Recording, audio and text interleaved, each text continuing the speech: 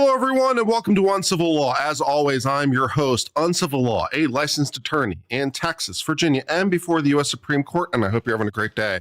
For today's topic, we've got someone big mad on X. And so we're going to try to find out who's in the right and who's in the wrong in this police encounter.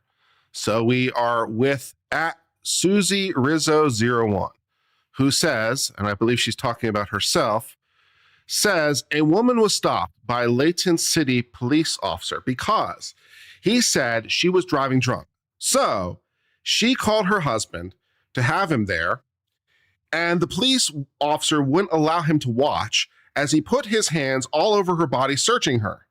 She had no alcohol or drugs, but was still charged.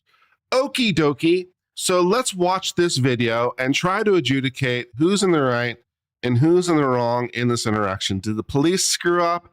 Is she just big mad for no reason? Let's watch the video and see. Now, I take note right away, of course, this video is 1 minute and 14 long. So that is going to be a bit of a problem for us because we're not going to have all the information. But we will try to adjudicate based on the information they provided us. So based on the 1 minute and 14 worth of video, we will try to adjudicate this thing as best we can. Other details may be relevant that were not being provided, but we'll do what we can based on what we have. All right, let's watch this thing. No, I won't. Your eyes are the way. Don't. Stop. Don't touch Okay, me. I can search you, and that's what I'm doing. Just at this moment, Amanda's husband arrived at the scene but was ordered by the police to stay away and not allowed to approach and watch. Amanda's request for her husband to be present was rejected, and the police did not provide a reasonable explanation. The I can do it for you. body search process made her feel extremely humiliated and frightened. The police officer conducted a thorough search from head to toe, rummaging through every pocket but found no prohibited items. After that, Amanda was taken back to the police station for alcohol and blood tests. The results showed that she did not consume alcohol and did not take any prohibited substances. But what is unacceptable is that the police still brought charges against her on the grounds of drunk driving. Who arrests a sober person for DUI? In response to the controversy, the local police department later stated that the officer involved was complying with the law properly and defended the body search on the grounds that there were insufficient female police officers. Pretty good. The authorities even regarded this as a standard and professional law enforcement operation. Okie dokie. Well, based on that very limited information, I don't have any obvious problems with this. Now, the biggest problem, obviously, from a legal standpoint is going to be the charge of DUI, because we did some sort of test and the test did not come back positive. But of course, the tests only test for what they test for. So I don't know what evidence the police had of DUI. To be under the influence, right? It's driving under the influence. Now, typically, of course, that's alcohol, but it doesn't have to be. It could be anything that puts you under the influence. For example, it could be a prescription drug. Some prescription drugs say not to operate heavy machinery because they prevent you from being fully lucid when doing so. So maybe she was on some sort of substance or substances for which they weren't even illegal, because alcohol, of course, isn't illegal unto itself, but she might be under some sort of substances, I don't know, for which the test didn't test for. I don't know. I don't know what other evidence the police have to bring relating to DUI. Neither do you, because the video didn't tell us. All the video told us is whatever test they did came back negative. So that is certainly some evidence to suggest not DUI. But what evidence is there to suggest DUI? I don't know. We don't know. All right, so let's watch this thing again and see if we have any problems with this thing. All right, so we need to make some assumptions here because we're incomplete. She's in cuffs, but that doesn't necessarily mean she's under arrest under operative law. So just because you're in cuffs does not necessarily mean you're under arrest. But let's assume that she is. Let's assume that the police have already concluded that they are arresting her. So let's give them probable cause so that we can get to the arrest because, again, we don't know. So let's give it to them. And let's assume that she's under arrest for DUI. Okay, in that situation, being under arrest, they're obviously entitled to do a search incident to arrest. Plus, they're taking her to jail. So they need to search her for contraband.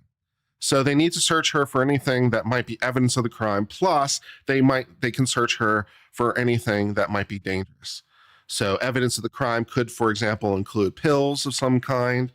And of course, anything dangerous could include knives, guns, or anything else. So they're going to do a standard search. And I'd like to take note that this is being filmed, obviously. We're going to presume that this is being done by another police officer's body cam. Not that that's legally required, incidentally, because the laws were written at a time and place when body cameras didn't exist, but it is being filmed, so we get to observe it. Okie dokie. Stop. Don't touch me. So the officer seems to be doing a standard search as best he can. The woman seems to be resisting the search by pulling away. The officer is going to use sufficient force to force her to comply with the search, because that's how we're presuming that he has probable cause for the search. So assuming he has probable cause for the search, he obviously has the right or power to use sufficient force to effectuate the search. So he has to use reasonable force to do so, and so far, so good. I can search you, and that's what I'm doing. Just at this moment, Amanda's husband arrived at the scene but was ordered by the police to stay away. Of course, the police ordered him to stay away. Are you insane? Now, the police generally have the ability to keep people away just for their own protection within a sufficient buffer zone for members of the public, right? Because no one has the right to interfere with the police. But a person's spouse, yeah, you bet your ass they're going to keep them away. Are you insane? Because that sounds a lot like, that could lead to a very, obvious physical confrontation.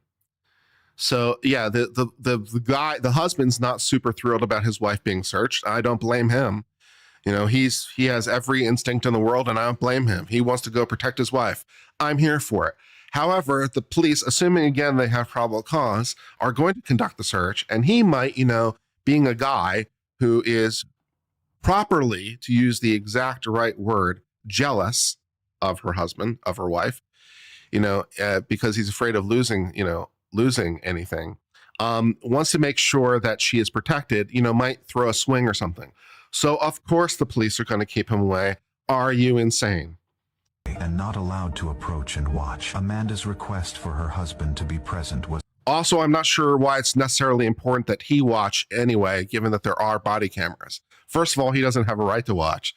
Second of all, body cam. So that's even better. We don't need him. We've got the body cam. So we got that covered. Rejected, and the police did not provide a reasonable explanation. The police didn't provide an explanation on the scene. Wow, what a shocker. The police didn't, in the moment, provide an immediate justification to you about what they were doing or why. Wow, what a surprise. What a shock. They didn't justify themselves immediately. Amazing. Wow, deep. Subsequent body search process made her feel extremely humiliated. Although, again, I already did it for you if you're confused. Do you want the justification for keeping the guy away? Yeah, no problem. He might swing at us. There you go. I'm glad I solved that mystery. Humiliated and frightened, the police officer conducted a thorough search from head to toe, yeah, rummaging through every pocket but found no prohibited items. Okay, well, first of all, that's good that they were searching. And second of all, that's even good for her, because if they didn't find anything prohibited, then that would be some suggestion that she didn't do the bad thing. So first of all, it's for their own protection. Second of all, it's to prevent contraband from being in jail. Again, we're assuming probable cause. They don't want any drugs brought into jail. Drugs can be small. So they're going to search for drugs, and they didn't find anything, which is good for her. So great, moving on. After that, Amanda was taken back to the police station for alcohol and blood tests. The results showed that she did not consume alcohol and did not take any prohibited substances. Yeah, so again, right? The blood test doesn't show alcohol and it doesn't show prohibited substances. Okay, cool. So that's pretty good evidence that she doesn't have DUI, but it's not necessarily dispositive, as we say in the trade, because the test only tests for the things the test tests for, at the risk of stating the obvious. So the test is pretty strong evidence that she didn't have those particular substances in her blood. Might she have had other substances in her blood? I don't know. Even again, assuming that the test ultimately came back negative, that doesn't necessarily prohibit the police from having probable cause, because probable cause to search and probable cause to arrest is a fairly low evidentiary bar, as we've discussed. It's something like 2 out of 10 on a level of certainty. If beyond reasonable doubt is something like 9.5 to 9.9, probable cause is something like 2. So again, we have no clue what the evidence the police have of DUI is. We have no idea. That could be a lot of things. But maybe she was driving in an erratic fashion, or she was falling down or tripping over herself, or whatever. Fill in your own hypothetical here, because we don't know. But maybe the police have some evidence that she was drunk or inebriated or intoxicated or otherwise unable to operate her vehicle. And maybe it turned out in the end that it wasn't one of those things. Great. Maybe it's something else then. But even if the charge is disproved, it doesn't mean the police didn't have probable cause to do the arrest slash the blood draw. So there's that. Moving on. But what is unacceptable is that the police still brought charges against her on the grounds of drunk driving. Okay, well, I'd like to know why. And you and me both would like to know why. What is the evidence the police have of drunk driving in the absence of the blood test? Do they have evidence? I don't know. If they don't, it's going to be the easiest motion to dismiss ever. I mean, I'm going to get it done in one. So if, they charge her with DUI and the prosecutor brings the case of DUI and we're at arraignment and I'm the defense lawyer and I'd be like, what you got? And they like, we got a whole pile of nothing. I'm going to be like, well, I guess I move to dismiss in the view of the whole pile of nothing, and I'm going to win instantly. So it'll be the easiest motion to dismiss ever. But in the absence of knowing what other evidence we have, kind of hard to know how this is going to turn out. I feel like I'm not being told the whole story is all I have to say right now. I was shocked. Who arrests a sober person for DUI? Well, that presumes that you're sober. And once again, even if you were sober, maybe there was evidence to suggest you weren't at the time they conducted the arrest. Because assuming for a fact that you were sober, what evidence did they have that you weren't that would lead to a probable cause determination would be the legally operative question I want to know the answer to. In response to the controversy, the local police department later stated that the officer involved was complying with the law properly and defended the body search on the grounds that there were insufficient female police officers. Yeah, that sounds fine. There is no right to an officer of your own sex to conduct the search. That is not a thing. It might be a policy somewhere, but it is not a legal requirement anywhere to the best of my knowledge. So, sounds good to me. The authorities even regarded this as a standard and professional law enforcement operation. Well, I see no obvious problems in the minute and 14. We have insufficient information to fully adjudicate the situation, but there is nothing obvious. The search seemed proper based on the information that we have.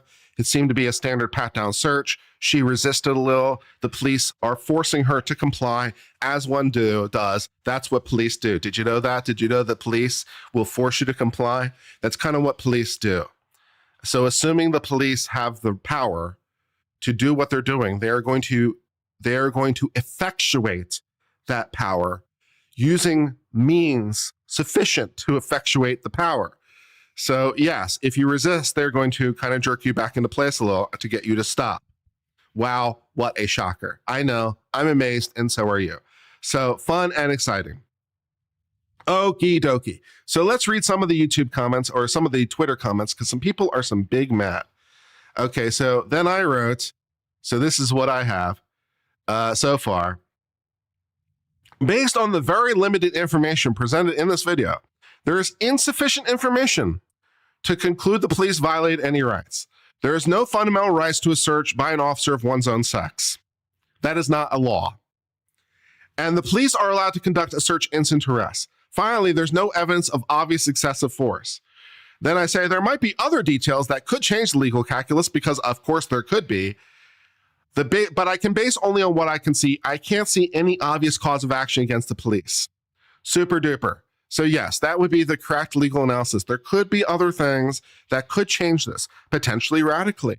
In either one's favor, right? We just don't know.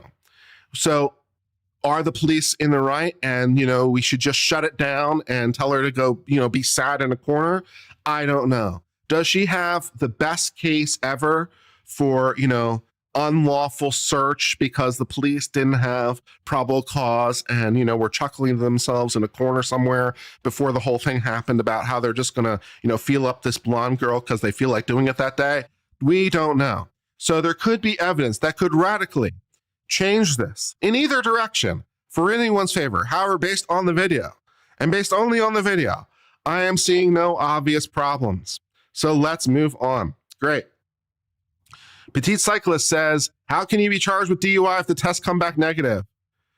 Hypothetically, you could be intoxicated on something that wasn't tested for, right? Because the tests only test for what they test for. That is not necessarily the entire list of things that you could be intoxicated on. Now, the police obviously don't have a test apparently that proves that you are on any of those substances. So that's a problem for them, right? Because they only have a test that says you didn't do these things. So if they want to come back and say, that's okay, you did some other thing, you know what they're going to need? They're going to need some evidence of that. Do they have evidence of that? I don't know. Neither do you. Maybe they do. Maybe they have evidence of other things, or were able to develop evidence of other things. I don't know. So maybe they have evidence outside the test that says DUI. I don't know. Maverick over here says, as far as I know, it's not legal for a man to search a woman. Yes, it is. It is 100% legal. There is no law against it. Not for the least of reasons that in some of our states of this great union, some of our politicians and many of the citizens seem to be having problems defining what a man or a woman is. So, are you just assuming their genders, as they say? Maybe it was a woman who conducted the search. How do you know? Are you just assuming the genders, you bigot? But putting that aside, no, that is not a law. It is not a law, not for the least of reasons that in many places in our great country, we have places that are population dense and population not dense. So we have places in which there might be an officer for a county or several counties, depending on what's going on. So there may not be another officer potentially of any description anywhere nearby. So it can't possibly be a constitutional requirement that you provided a officer of your own sex, because that would be really dumb. Because then in places where there's only one officer, I guess they can only arrest half the people. And that sounds really, really stupid. So that is not a law. That is not a thing. That is definitely not a thing. That would be insane. If someone can show me any state that has passed that law, I would be surprised, but potentially not for the first time. States sometimes do stupid things that surprise me. So I've been surprised by states before, but it strikes me as silly that a state would say, you know what? We're going to make sure that in places like where there's only one officer, we're going to make sure that that officer can't arrest half the people because they can't conduct a search. That sounds like a really stupid law. Most states are probably not that stupid, but if there is a state that's stupid, that's passed that law, please let me know. I'd like to make fun of them. Moving on. Okay, so then say, did they sue the department? And then in the process of it, well, based on what we know, you're going to have a real hard time of it based on the limited information. There is no obvious cause of action that I can see. So that would be, disgusting abuse of power. No. Yeah, they charged her to scare her. How do you know that? Why was she even stopped? Presumably for the DUI. Again, we don't know. We don't have a dash camera. That's actually a reasonable question. I shouldn't be so hard on Valentina. That's actually a very reasonable question. Why was she stopped? That's a very good question. What was the basis of the stop? That's a very good operative legal question. Did the police have a valid basis to do the stop? Because if not, everything else just disappears into the wind. Poof, right? Because everything would be incident to, it would be fruit of the poisonous tree. So what evidence did they have to conduct the stop? That's actually a pretty operative question. I don't know. I've just assumed it into existence for the purpose of this, because again, I always only provide a minute video. But hey, at trial, that's a very operative question. What evidence did the police have? That would be a very good thing to know. I don't know. Dark Curse says he has no female officer on scene. He still has to complete a search. Notice how he's taking care to be professional. Yeah, I didn't have any problem with this. Looks okay to me. Body cam will tell the story. Yeah, well, so far so good. The body cam looks okay to me. I've had worse happen to my wife while holding our 6-month-old baby. Fairfax County Police, worse than Nazi. Okay, well, I don't know, ma'am. I don't know. I think, I'm not necessarily the biggest World War II history buff, but I think it's possible that on occasion the Nazis may have done worse things than this. Just a thought. But, okay. Is this actually right for a male police to be checking a female suspect? 1, did you assume their genders? 2, yes, it's lawful. If you want the police to behave properly, go to the police and behave properly. That's sexual assault. Almost certainly not. That woman needs to sue the police department. Given what we know, she's going to lose. I thought only female cops could search body females. First of all, what's a female? Second, no. Ladies, males should be using the back of their hands to search females. Well, maybe they should or shouldn't. I can't speak to what they should do, but I can speak to law, right? Should they only use the back of their hands? I don't know. But is what he did illegal?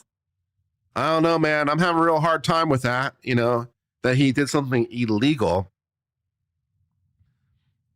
No about that one. Why they arrested for not being drunk? Don't know. Good question. What evidence did they have? Unclear. Dr. Bicho says that was not standard. I'm a former correctional officer. This should be good. If a female officer is not available, you're to use the back of your hands. He was straight up copying feels. Then he arrested her without any articulable suspicion. He doesn't need to articulate it at the time. And for that matter, he doesn't need articulable suspicion. He needs actually a little bit more than that. He doesn't need articulable suspicion. He actually needs more than that. He needs probable cause to conduct an arrest. Every test he gave prior to test, she passed. I don't know what tests he gave her prior to. We don't know that. Did he do a field sobriety test? We don't know. Not presented in the information. I don't know. What was the basis of conducting it? I don't know. Okay, you're a correctional officer. I'm thrilled for you. You're supposed to use the back of your hands. Okay, cool, super duper.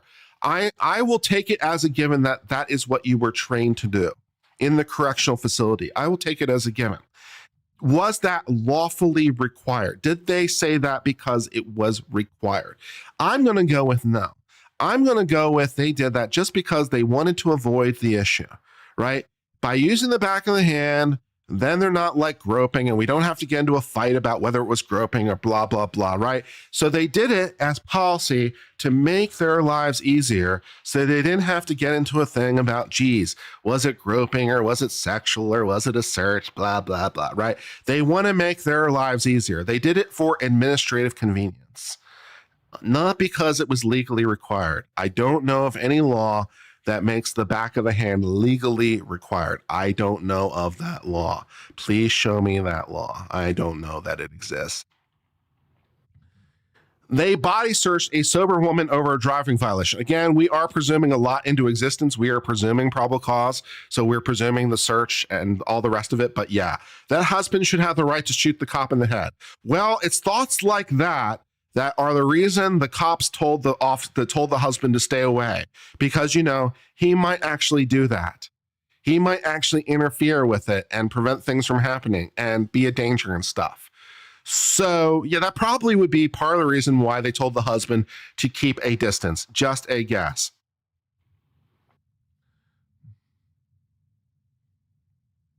She needs to sue him in civil court. She's going to have a really bad time based on what we can see. This is a major lawsuit waiting to happen. No, it's not.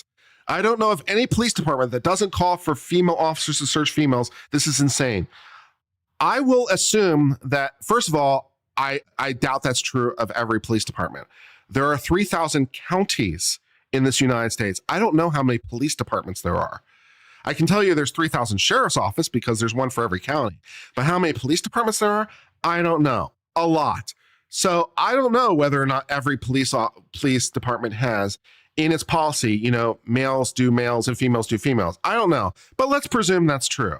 Even assuming that's true, it is not law. And there is no way on this God earth that the policy doesn't say things like, if possible, when possible, please have it done this way. If there is another officer to do it, please do it this way. There is no way. Show me even the policy, because I have a hard time believing any police department would be this dumb. Please show me the policy that says only females can search females, no exceptions ever. There is under no circumstances is ever to be any other way. Show me that policy, because I have a hard time believing any police department is that dumb. Although then again, with so many police departments in our country, there probably is at least one that dumb. But that's pretty dumb. But I don't think that's a thing, because that sounds incredibly dumb. They probably didn't do that. Police are thieves, molesters, liars, and generally subhuman trash. Well, that's an emotional argument without any real basis in fact on this particular occasion. So this cop thinks it's okay to get his rocks off by sexually assaulting a handcuffed female. Didn't really see that. Can't really speak to that. Didn't really see that. I think a male cop should not manually search the body of a female. Well, are you sure you think that? Have you really thought this all the way through? This is the thing. People don't think these things through. It's like, do you really think that? Do you really think that a male cop should never be able to search a female suspect? Have you really thought that through? Have you really thought it all the way through? Really? Are you sure? Think about it harder. Get back to me.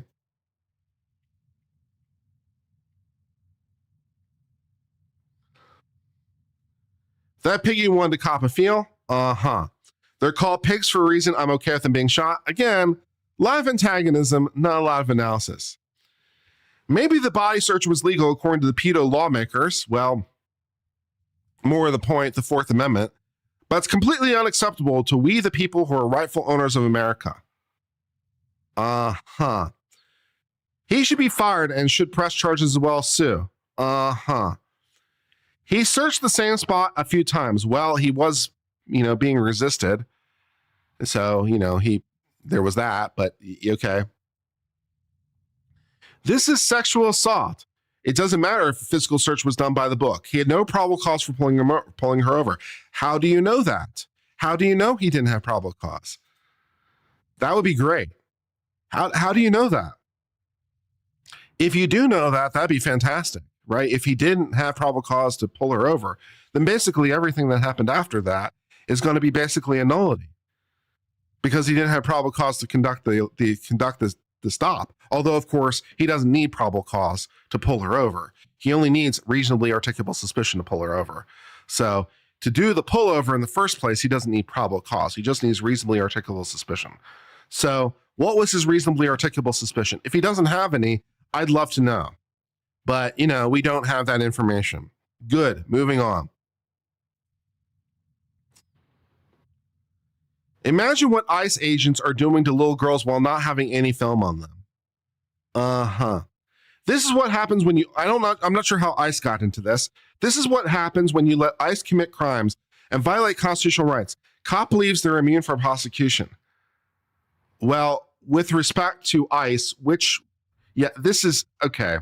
We need to have a discussion. With respect to ICE, what constitutional rights? Of whom? Under what circumstances? What are you talking about? Okay, because illegal immigrants don't necessarily have the same rights as a U.S. citizen, nor, in my view, should they, because that doesn't make sense. So what constitutional rights did ICE violate? Of whom? When? Where? And so forth and so on. Now, that being the case, we have on this channel criticized ICE from time to time and said certain particular things they did were illegal in this channel's humble view. Right? We have on occasion said that particular deportation was illegal and it should be reversed. And it was reversed, at least in the particular case we covered. So not only did we think so, but it was in fact reversed because it was unlawful, because we adjudicate these things one at a time as we do. And then of course we have, we had the shootings, with ICE. Renee Good was a lawful shoot in this channel's humble opinion. The Petty shooting, not a lawful shoot in this channel's humble opinion. But we try to adjudicate these things one at a time. So what are you talking about? And yes, sometimes cops do violate the law. I know it's a shocker. Sometimes they violate the Constitution. Sometimes they do the wrong thing. Did they do the wrong thing here? I don't know. Do they deserve to be prosecuted or sued? I don't know. We don't have enough information. But I don't think that police officers are necessarily being particularly emboldened by ICE. I'm not sure that's a thing, but okay, yeah, I don't know. I don't know. Both your DUIs were complete lies. Okay, cops made it a racket they can make money for the state on. First DUI blew .003 3 times. They said they wanted my blood. I said, get a warrant. Fair. Hit me with refusal to test. Well, I don't know what tests you did or did not refuse, because you're not, well, you might be required to do a blood draw in the particular state, actually, now that I think about it. So there might be a state in which the cops have the choice to do a blood draw by implied consent. That might be a thing. So maybe, but they'd have to inform you about that. So I'd have to dig into that, but it's possible. Second, I only 4 beers. Said I blew 2.8, gave me a refusal. Okay, well, all right, noted. This scum badge should be fired immediately, and husband should not care at all about the badge and discipline the punk. Why isn't a woman doing that? Maybe a woman wasn't available. I don't know. Could you timestamp to let people know the incident was over a decade ago? Yeah, well, that too. So, I mean, but we're just trying to adjudicate the video based on what it shows. So it was over a decade ago? Yeah, then we probably know all the answers at this point. If it was a decade ago, we probably know all the answers. What was the probable cause? And we could probably figure it out if we dug into it enough. But the video doesn't give us the answers. So there's that. He put hands all over her body. That sometimes happens during a search. He sexually molested her. No. He got off on it. No. The police department backed him on sexual assault of this handcuffed woman. No. The man should have brought a lawyer with him. I'm not sure how that would have helped. If the man brought a lawyer with him, at least this lawyer would have said, allow the police to do their thing and we'll fight for the rest another day. What do you want me to do about it? I guess I could video it myself and I can serve as a witness. But beyond that, there's not much I can do in the immediate because I don't have any real power here. What do you want me to do? Try to run off to court somewhere and get an injunction on the side? Yeah, what do you want me to do here? I don't know, ma'am. Not happening. Lord have mercy. He better lose his job. Not sure if it's one of those sites that stage stuff reviews, but even if they stage it, it's not helpful. I thought police departments had to dispatch a female cop. No, that is not a thing. Male police officers should never be allowed to search women. That is a really stupid policy. Never? Really? Never search a woman, really? I don't know, ma'am. I don't know. That seems like that would lead to some very obvious problems if you thought about it for about 5 seconds. This is also, incidentally, why we avoid words like never and always in law. Words like never and always should be avoided because it's almost never true.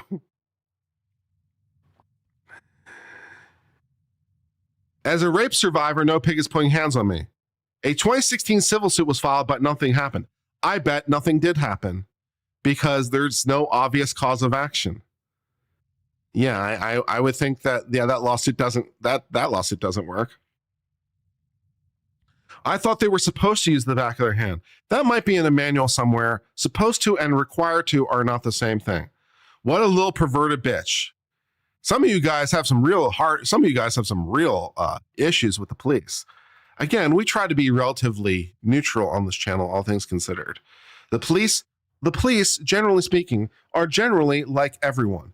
Because the police are just a subset of people. So the police, broadly speaking, are going to be like people at large, because that would be a reasonable thing to conclude. Because the police are just people. So like some people of any profession, like most people of most professions do their job in a professional way and are professional, right? Most people go about their life doing their job and they do it well. Sometimes not perfectly, but they do their job, right? And then like anyone, there are some people who do their job poorly. Sometimes mistakes, sometimes criminally so, and sometimes they're just some outright bad apples in the bunch because they're people and that's what's going to happen. So we try to adjudicate these things one at a time. You know, I believe that there is a role for the police. I believe that police are good. I like having them around in my life. I like having law and order, if you don't mind, very much. And I would like them to go, you know, get the bad guys, including, incidentally, the people that are driving drunk, because, you know, I'd like them, you know, not to be on my road while I'm driving, if you don't mind very much. That would be a preference of mine. I would prefer that they also not be driving on my road. That'd be great. If you could take care of that, I'd appreciate it. So that'd be great. However, that being the case, if the police fuck up, we have no problem on this channel saying they done fucked up. And then depending on their fuck up, we will agree with suing them or criminally charging them as the case may warrant. Okay, great. Moving on. If this is allowed, USA is no longer a democratic country governed by laws. I don't even know how that is supposed to follow logically. Why would that mean that? I don't know. A country where even police can't be trusted is corrupt, rotten to the core. You know, as far as it goes, our police, generally speaking, are doing pretty well compared by world standards. Do you know anything about the world? Like, at all? Do you know anything about the world?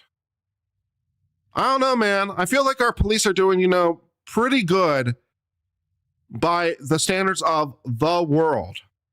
I don't know, man. I feel, you know, not to say it's perfect, but I feel like it's going okay.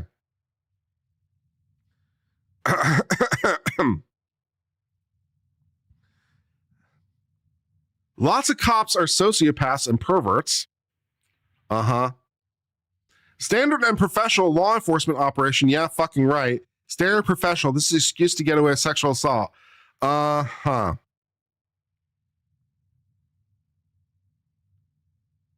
yeah, there's full video of this. Oh yeah, we got to go find the full video of this. This is, yeah, we got to go find the full video. But let's just adjudicate the stupid before we go. Yeah, let's just do it.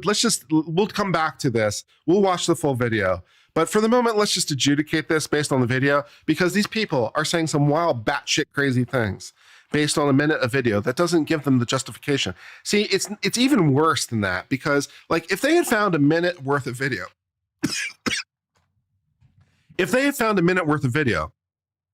where it looked like the police were really doing some really sketchy and really deplorable stuff, right?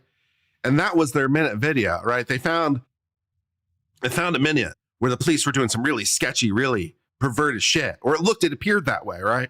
And then they were commenting on that. That'd be one thing. And then maybe we could be like, okay, let's go roll that beautiful bean footage. Let's go look at the full tape. And then we look at the full tape and be like, oh, okay. Oh, that's why that happened. Oh, okay. Never mind. Right. So if they had outrage bait this to, you know, show the cops behaving some really dastardly ways, and that's why they were acting this way, I guess I'd understand it.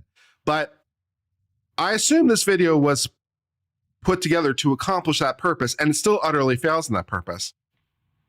I assume this is the rage bait version of the video, and I'm still like, I don't know, man. I don't really see the problem. And even the rage bait version, I'm not really seeing the problem. Yeah, you got anything more? Yeah, I don't know, man.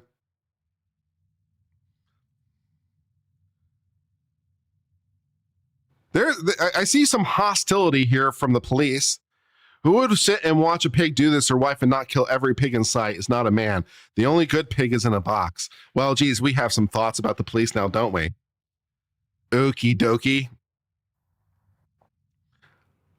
I've seen plenty of videos when a female officer is called in a search. Yes, I have seen plenty of those videos too.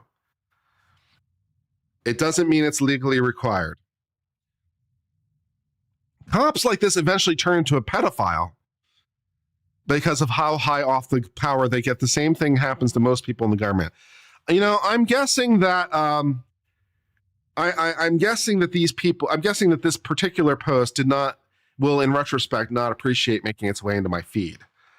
I'm guessing that this post was not intended for me. This was intended for a very different audience. So sorry about that. Sorry that that I wound up in your feed here and I'm here to rain on your parade. Sorry about that. Lord have mercy. Jeez.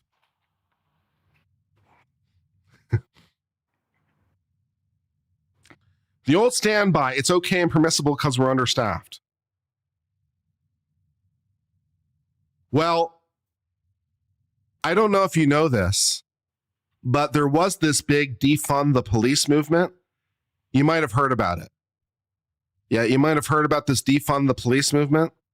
And in some jurisdictions, they did. Now, when you fund something less, there tends to be less of it. So if you take away the funding of the police, there will probably be fewer police officers because you can't pay them anymore, which would lead to there being fewer of them, which means that you have fewer staff because you defunded them. See how that worked? Glad I could clarify that. Police are disgusting, parasitic human beings. They'll all rot in hell someday. Uh-huh. This guy, Drop Bear, has my sentiment. I thought genders were a social construct. Yeah, that too. How do you know it's a male police officer? Did you assume their gender? This is bang out of order. The way he yanked the arm could have been broken. Uh-huh. Then he unacceptably and improperly found her in between the breasts. Uh-huh. Effing horrendous. Imagine all the stuff that's not on video. Fire him, charge him, then sue him, kick him out from the police job. Damn, how many times he's going to frisk the boobs? Well, she did pull away. You know, so he's going to check. Chris over here bringing some sanity. There is no state or federal law requiring same-sex pat-downs. Yeah, I would be amazed if that law exists. I would be amazed if it even exists as a matter of policy that it's required. Although there are several thousand police departments, so someone might be that stupid, but man, that's pretty stupid. Completely within search policy, yes, it is. Clearly another perverted cop. These are distressingly common. The toxic personality's lust for practical power the position offers. Zero accountability plus immunity makes it especially friendly work environment for psychos and predators.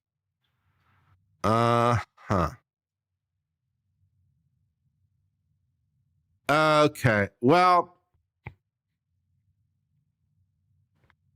ain't he supposed to use the back of a hand? Motherfucker was assaulting her. Fire the officer, sue the police department.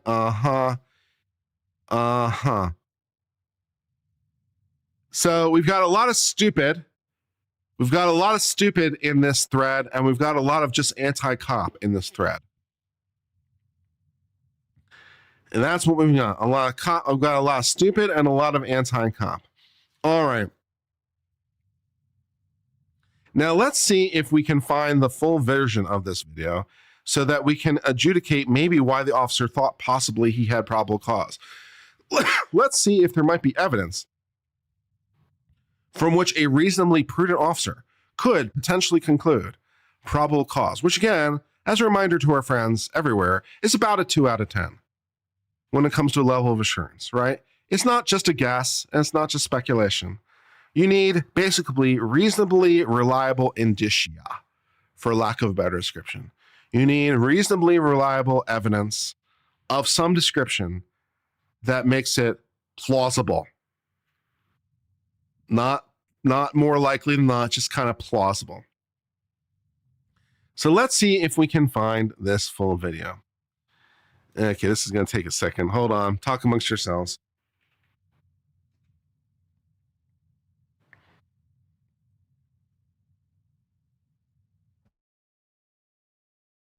Okay.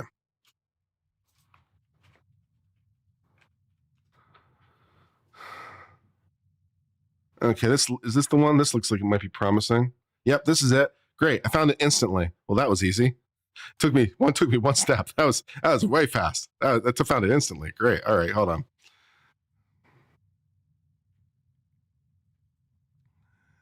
All right, let's see if we can find this thing. Or let's put this thing on screen. All right. Okay.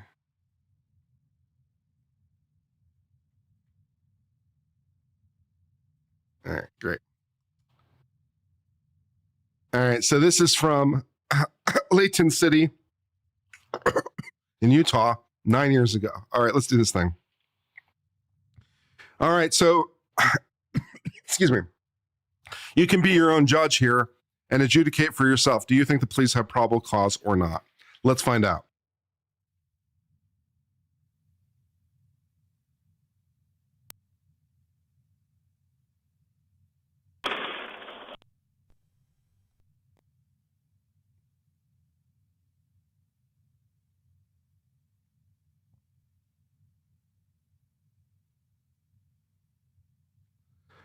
And we're driving, and we're driving, and we're driving.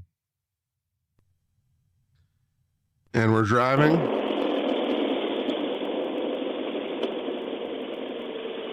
Looks like we got ourselves a little accident poo.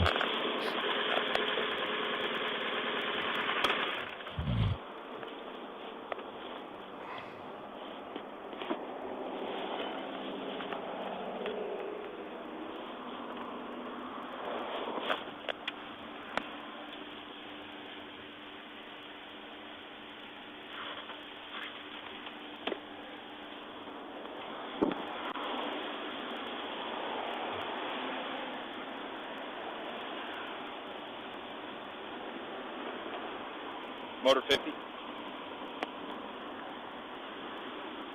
The 1051 for the Saturn. Let them know there's a lot of fluids on the ground. We'll need some absorbent.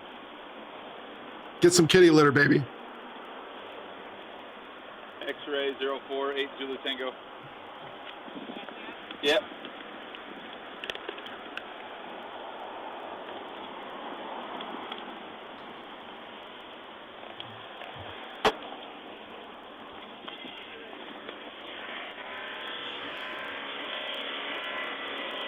Go ahead. Top of the driver's seat and put it in neutral so we can push it over. Motor 50, yeah, you get there.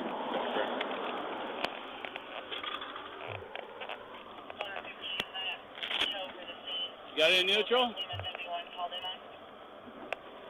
Do you know what neutral is? Okay, you ready? You don't have your foot on the brake, do you? Yeah, foot on the brake. Nice. That's gonna hurt with the pushing. Okay. So far, so good.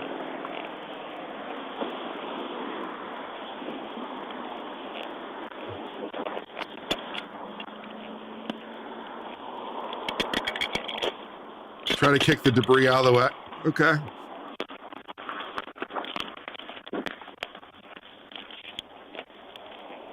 All right. You at least got your driver's license and insurance card with you? You did?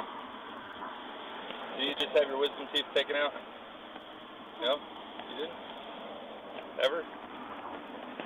All right. Nice.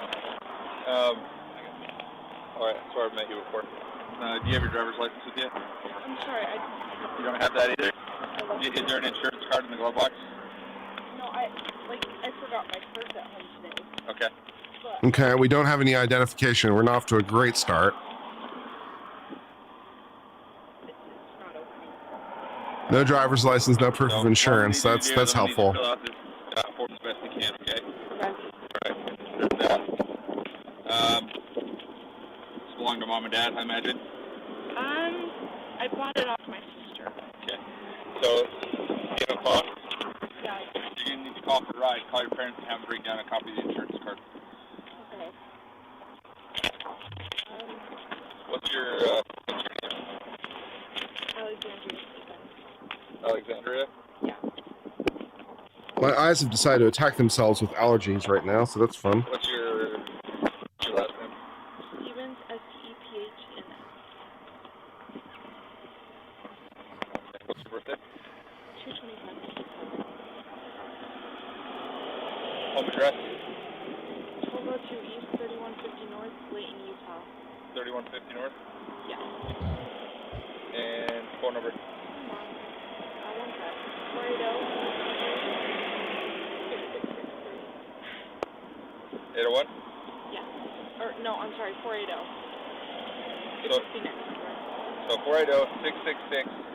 480-323-666. Okay, slow down for me, okay? And speak loud. 480-323-6663. Okay.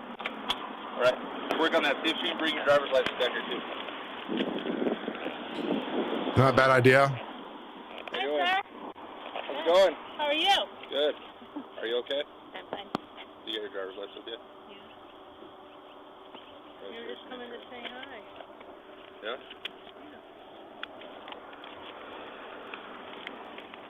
How's your day? That's On alright. the bike?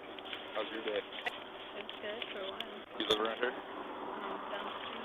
Down the street? What's your... Smith. By who? This one, Genta? Okay. So here's this. Alright.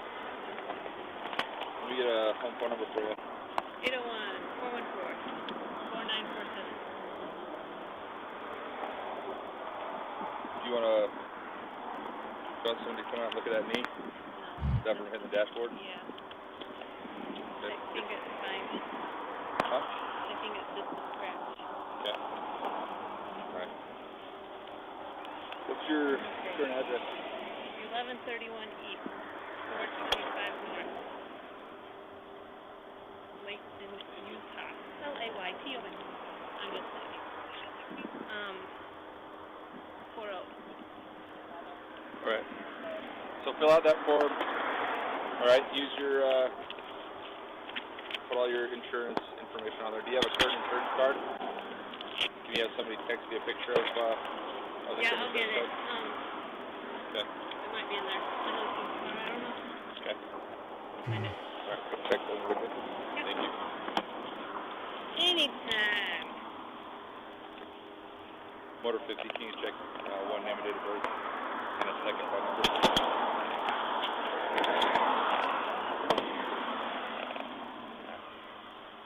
First one, last name, Stevens, Sierra Tango Echo, Papa Hotel Echo, November Sierra, first name Alexandria, Alpha Lima Echo, X-Ray Alpha November, Delta Romeo India Alpha 225.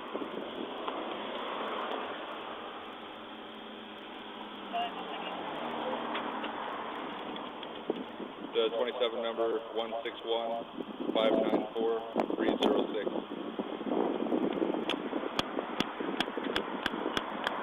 Do we skip ahead a little bit?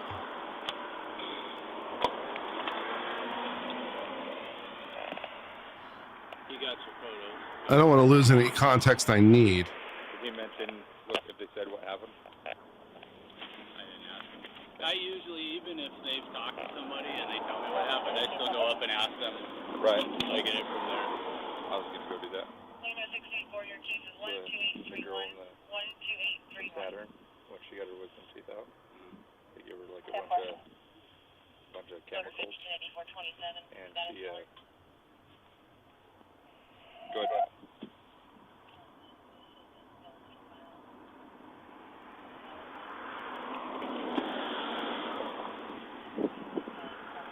So far, got a whole lot of nothing. And before I copied her DL as skeleton.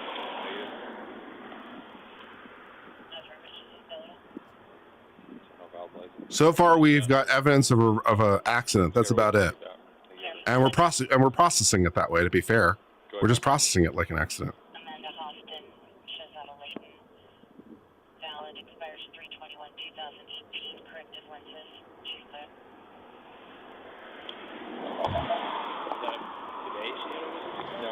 was a while back that she thought she was kidnapped. Put a big sign on to help me. And then she got home and started crying along. She didn't recognize who she was. So I was like, hey, I know you from somewhere.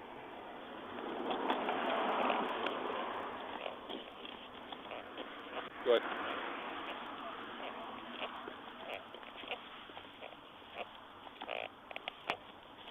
Temple.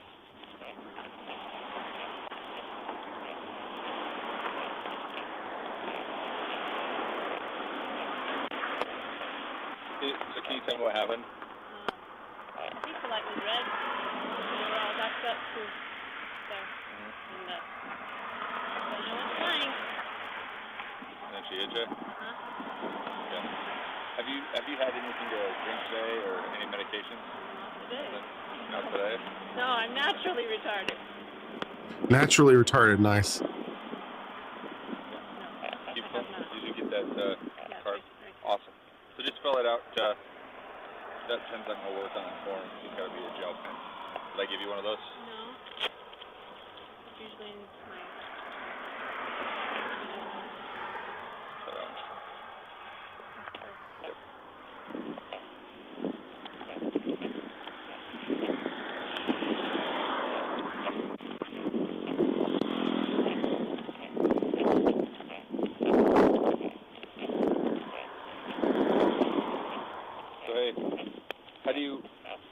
How do you gauge a situation where they no valid license in Utah but have a valid license in another state if they're living here?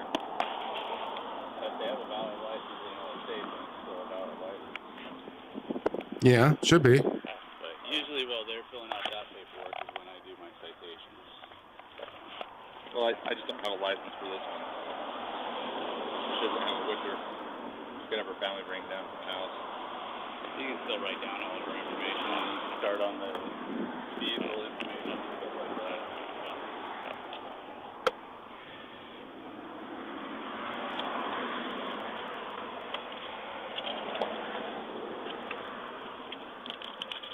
Was there not one of the metal citation holders? No. There's an extra one on the shelf.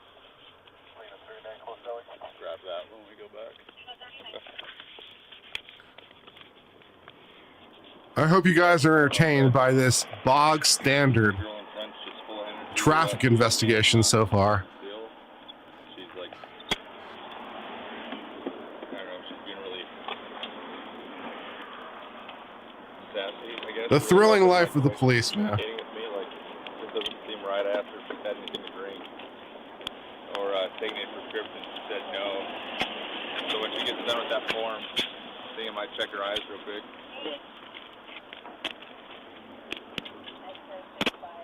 We're doing some paperwork. We're filling out some forms.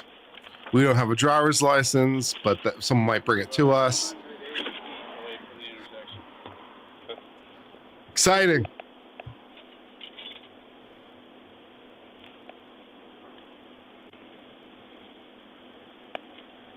I guess we could go with this address. How far north of it we are. Well, Which one do you want? it'll have to be from the intersection on the form. Why? Because the full DI-9 says distance from... Street, house number.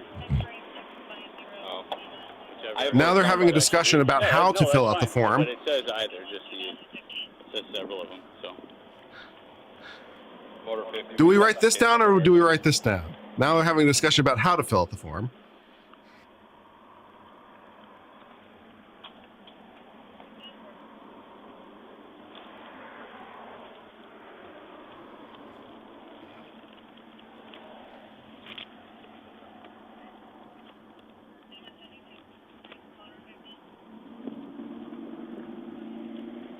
Good. You can definitely, I mean, you can tell already these police are just desperately like trying to just rush to that cop of feel, man. These police just obviously have sexual assault on your mind. Okay, we need to fill out some paperwork. All right, could you fill this in, please? All right, fill it in this way, please. You know, do you have a driver's license? Could someone provide it to us? What happened? Yeah, this is 7-Eleven. this is definitely police are out on a mission. 4166 7-Eleven.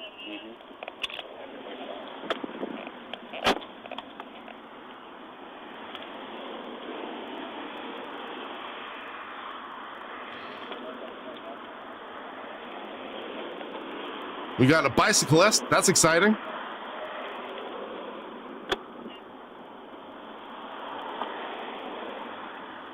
Are there captions? Hell no. There are no captions.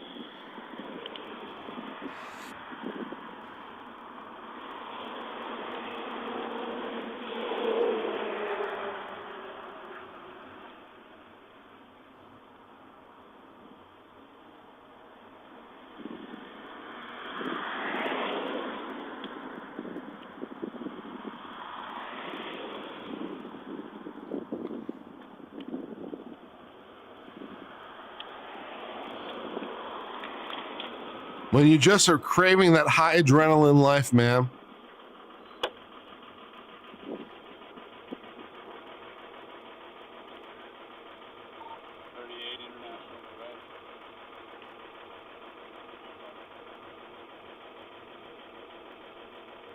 Hey, how's it going? Good, are you? Saturn. Also, someone's driving a Saturn? This must be 10 years ago. Damn. Even 10 years ago, someone was driving a Saturn?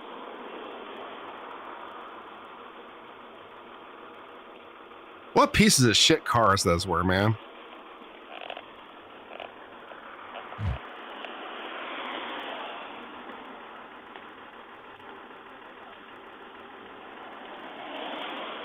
How were there any Saturns still on the road 10 years ago? That's a good question.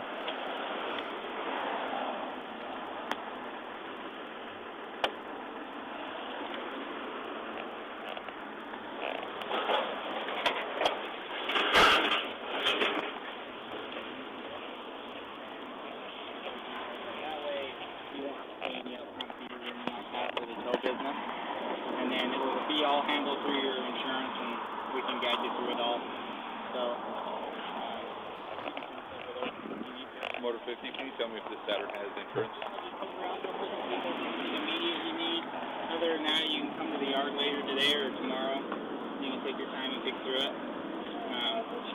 Okay, so now we're going to tow the car. Now we're going to tow the car, and then you can pick it up later. Further excitement. Motor 50. And for the owner of the Passat would like a 1051. Can I borrow that real quick? Yeah.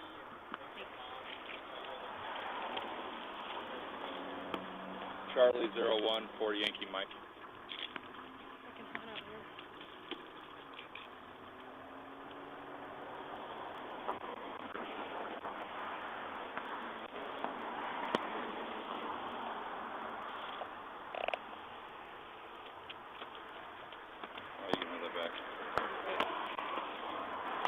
How do you want my new updated card?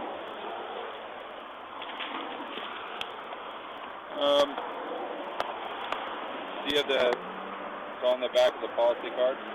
It'll have your agent's phone number. Here we go. How long have you been driving? 16. What's that? 12, 22? I don't know. 12 makes me older than I am.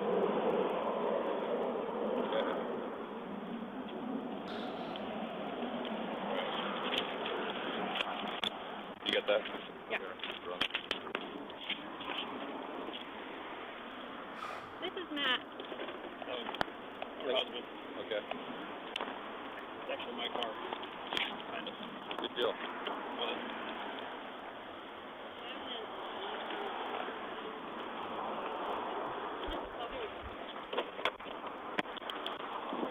Hey, Alexandra, is your family coming down?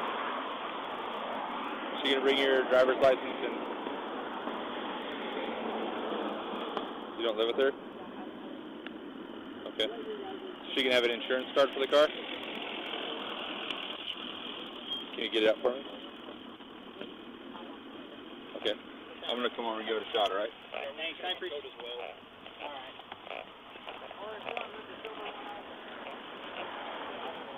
The search for the insurance card apparently is continuing.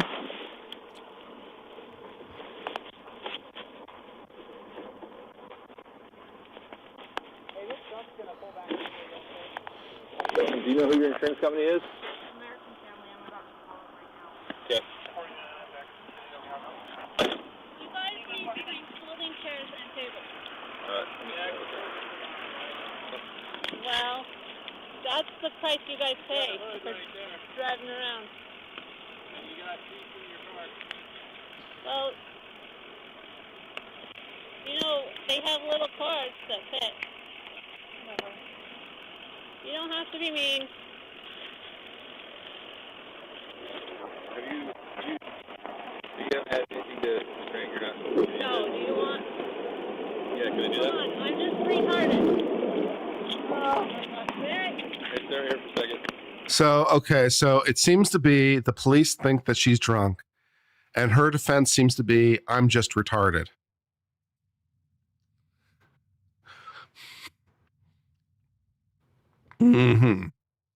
Okay. Is she drunk or is she retarded? That's apparently the discussion we're now having. That's fun. They're trying to get in. Okay, come here. Sit down. Come on the sidewalk. All right. Can you put your purse Do down? you know how? I'm sure you guys took a class in being. All right. Thank you for letting me use your car. Okay. I've never done this. You think we've taken a class for what? I'm shutting my mouth. Let's do this, please. Okay. I'm shutting my mouth, but let me keep talking. Do you find it offensive that I'm asking you to do field sobriety test? Oh, yeah. Is that offensive? Yes. Why? Because. Hey, sir, will you go hang out by your truck? Right. It's more the manner of your tone and speaking. I think I've been really nice to you. Yeah. You just stand right here. Right there. Okay, put your feet side to side like this. All right. Okay. Taking account, I can't. And I'll even give you one. We'll put this on your back. Turn around and face me. We're now attempting to do a field sobriety test, apparently, Put your feet side to side like this. Let your hands relax at your sides. which we can't see. Your eyes? No. All right. Do you wear contact? Yes. Hard or soft? Right, so what I want you to do is I want you to follow the tip of my finger with your eyes and your eyes only. Okay? Do you have any problem doing that? No. All right, don't turn your head left or right, okay?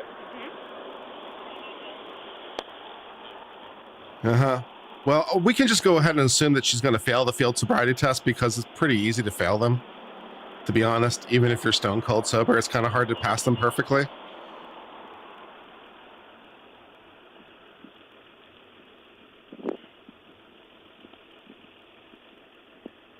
But I wish we could see them so we could see how bad she's going to fail them. That'd be more helpful. But alas, it doesn't look like we're going to be able to. That's disappointing for all of us.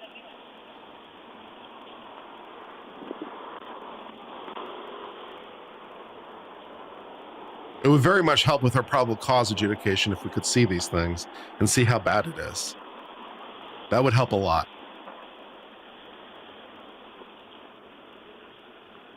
You gotta stop moving around. Okay, I'm gonna faint. Wait. Why are you gonna faint? I can't stand like this forever. Go I'm stop sorry. Okay, let's do this. Will you just do it and stop doing I'm it? trying to. Okay. It doesn't sound like it's going well. It doesn't sound like it's going great over there.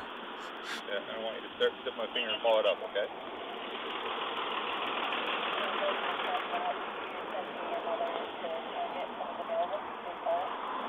Sure, we're gonna do that again. Yeah, the field sobriety tests don't sound like they're going super well. That's precisely the point. All right, so the next test I want to have you do. Okay. Stay there. Man, stay there.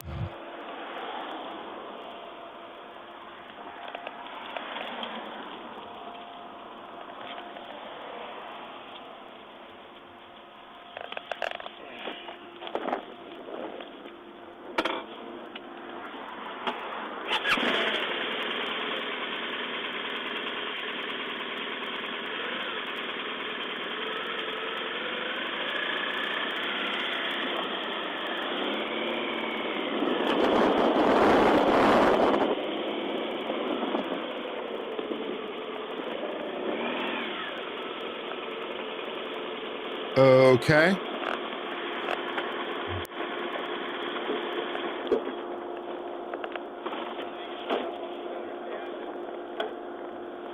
And we're towing the car.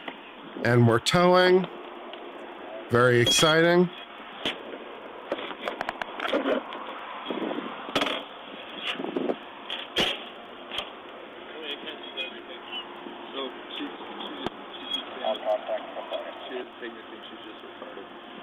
What is this camera mounted on exactly? Is it just like a camera mounted on a motorcycle?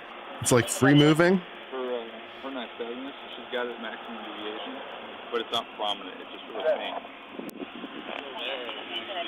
Okay. Got a little bike cop, I guess. Okay. Bike cop with a little movable camera lens. You got yourselves a motorcycle dash cam. Okie doke.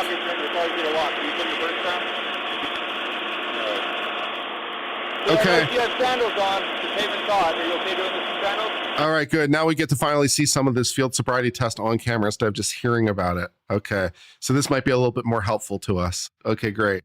Okay, so what I want you to do is I want you to imagine a solid imaginary line in front of you. I want you to place your left foot on that line, place your right foot in front of your left foot so your right heel is touching your left toe. Can you do that now?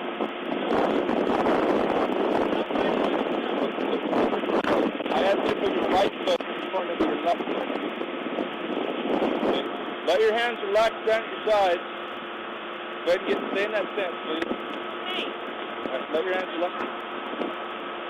Let your hands relax down your sides. I want you to look at your toes, and you're going to take a series of 9 heel-to-toe steps. You're going to count each step out loud. You're going to make a turn, and you're going to come back. I'll demonstrate what I want you to do, okay? So it's going to look like this. 1, 2, 3, except you're going to 9. On your 9th step, I want you to keep your left foot planted, make a series of small steps around it, and then I want you to come back. 1, 2, 3, except you're going all the way to 9. Do you have any problems with your legs that would prevent you from doing that? All right, do you think you can do that? All right, why don't you give it a shot then, whenever you're ready. Count as 1. No? 1, 2, 3. It's not looking great. No.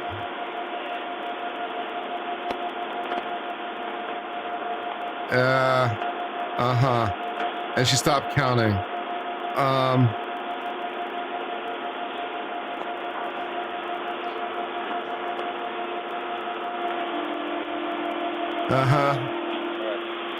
Okay, so far it's not going great. We're not done yet. Okay. The next test I'm going to have you do is called a one-leg stand. All right? You can choose whatever leg you prefer. It's pretty easy. What I want you to do is I want you to keep your hands relaxed down at your sides. Lift either foot up at least 6 inches off the ground, whichever you prefer. All right? I want you to stare at your toes and count out loud 1 1,000, 2 1,000, 3 1,000 until I tell you to stop. Can you do that test? All right. Whenever you're ready. You gotta let your hands relax at your sides.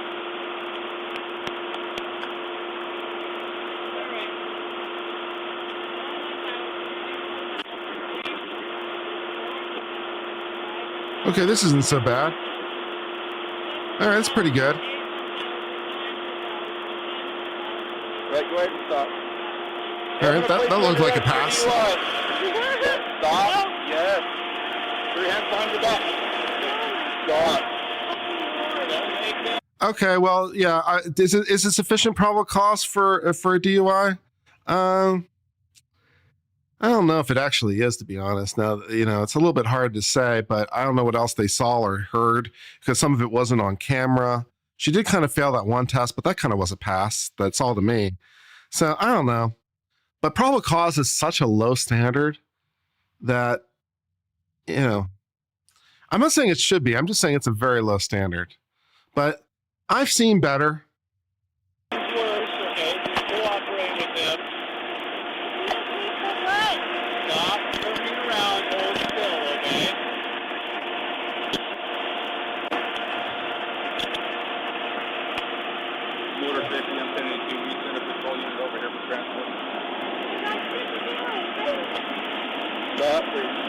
Yeah, is it so deficient that you could sue over it? Probably not. That's the problem, right? It's like, yeah, there's a difference. There's like a difference between, I'm going to get the charges dismissed versus I can sue for it. That's not quite the same thing. So is it sufficient to sustain the charges? Well, first of all, we don't know because we don't know what else the police observed when the camera wasn't on her. So we don't have a complete picture. So that's annoying. But even assuming that it's not sufficient for criminal purposes, it's probably not so deficient as to be able to be sued over. But we'll keep watching.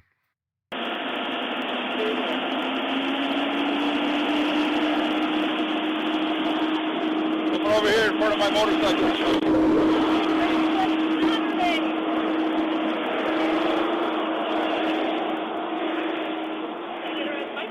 Nope. All right, stop right here.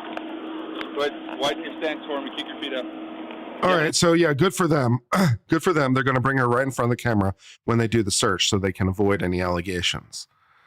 And also avoid any allegations of like planning. So this is good practice by bringing her right in front of the camera so they can do this. So good for them on that. Anything illegal on you? No, Okay, I said stay there for a minute. Stay there. Okay, I said stay there for a minute. You guys should be. Okay, they're I here. was trying to make things lighter. Okay, I'm we're sorry. not, all right? And your balance is really poor. Because you have- I'm in shock, I'm You have shaking. some other physical characteristics which are indicative of a controlled substance being Can I ask used. what that is? Yes, your eyes. Your My eyes eyes? give you away. It's called Don't. Stop. Don't touch Okay, me. I can search you, and that's what I'm doing. You do You not have pull my away from husband me. here. You put me with Okay. my husband here. Hey, I'm going to search you whether you With like my it or not. husband here. No, You don't get a fucking gropey. Okay, no one's groping you. There's a little camera right there. Pay attention to it. He's just, yep. He's the bottom of a can. Don't pull away from me again.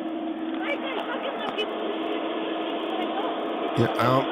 No, I won't. Check her pockets. Reach in them, pull them out. Okay. Yep. Fair.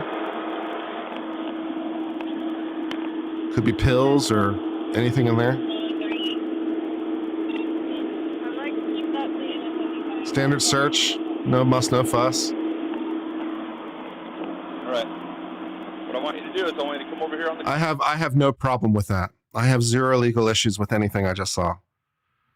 Sorry. I have no problems with that under any legal analysis. Sorry, guys. There's nothing there. That is, first of all, that's as compliant as it could be. Second of all, no, just no. Curb and have a seat. Can I have a cigarette? No, Will you bring my purse by me? I will. Sit down. Yeah, I have no problem with that. Sit down. I'm not gonna sit on that shit.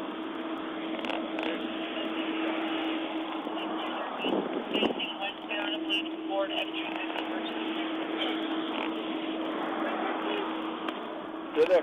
My purse, please. Not going anywhere. Stay there. Hey, do you have an insurance card? It's her dad's insurance, not mine. Okay. So I've got your phone number. I'm going to call you in about an hour. I need you to have your insurance card handy and all of your information, okay? sorry, So- I'm not. We're divorced, so I'm not on it. It's so. fine. So here's the thing, all right? She's being arrested and she's under the influence, all right? You're still responsible for the accident. When he does Yeah, but I got to have the the other information. If I don't have the other information, then what I'll end up doing is referring the charges to the city rather than giving you a citation. It's a lengthier process. Okay? So, what, I'm sorry, what are you you get a saying? citation for following too closely, but if you don't have insurance on the car, then Well, you there's insurance in the glove box. You just can't get it open. well, yeah, but I can't prove that on my crystal Oh, ball, I see what right? you're saying. So I got to see a hard copy of it. So Her that's how I'm dad trying to has break down. it. So, your person, everything's at your house. You gonna be there tonight?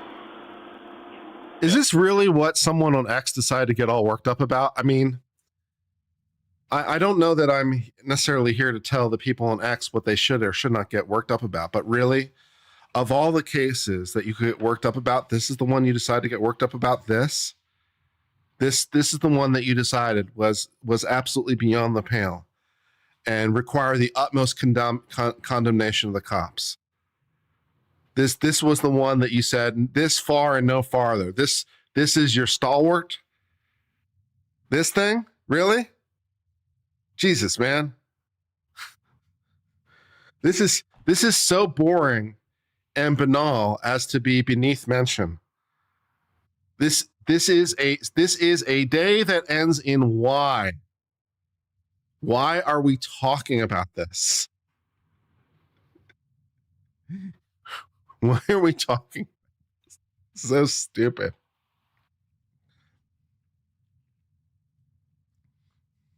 I'm gonna call you when I'm done doing this, and then we'll deal with the remainder of the accident, okay? So can I take her to get her stuff from the car, or does she need to stay at her house? She can get her stuff out of the car, but she needs to at least have her driver's license and her insurance card so I can reference it. Okay, so you want to meet with her tonight, is what you're saying, right? If it's not tonight, it's gonna be first thing Friday. Well, okay. Tonight will work. I'm just wondering if I have her with me. I don't know how long it's gonna take. Oh, I see. Okay. So you'll call. You won't just show up, right? Yes, ma'am. Okay, because I might have her out and about, Okay, and I'll meet thanks. with her. Probably somewhere. That's where they're flying to.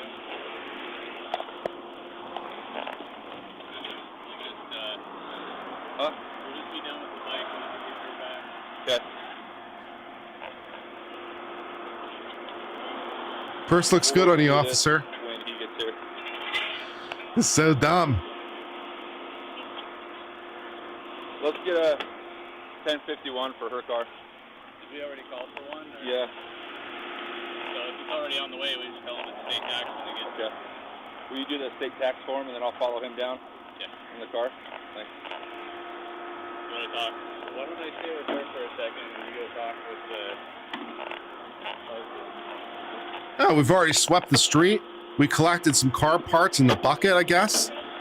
That's cool. We got this little sweep service. That's nice. All right.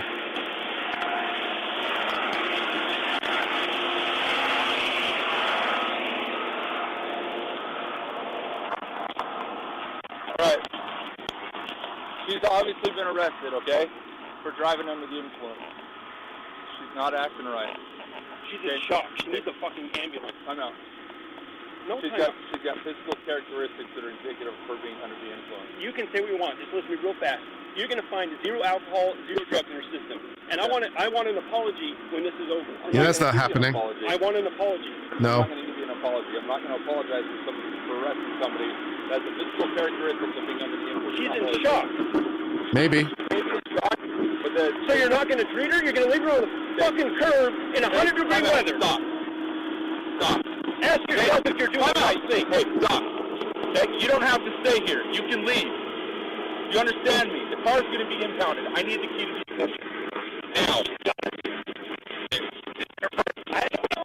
Okay, do you have it?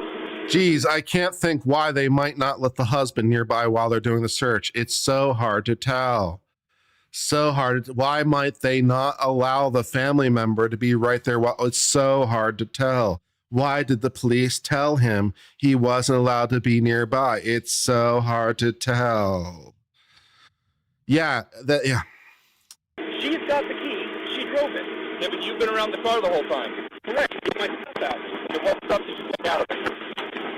My stuff, my kid's prescription that she went to pick up, antibiotics. She's got 12 clothes sitting in my fucking car in 100. I'm about to arrest you for disorderly conduct. So unless you want someone else to come pick up your kid, you're going to calm down. Fair enough.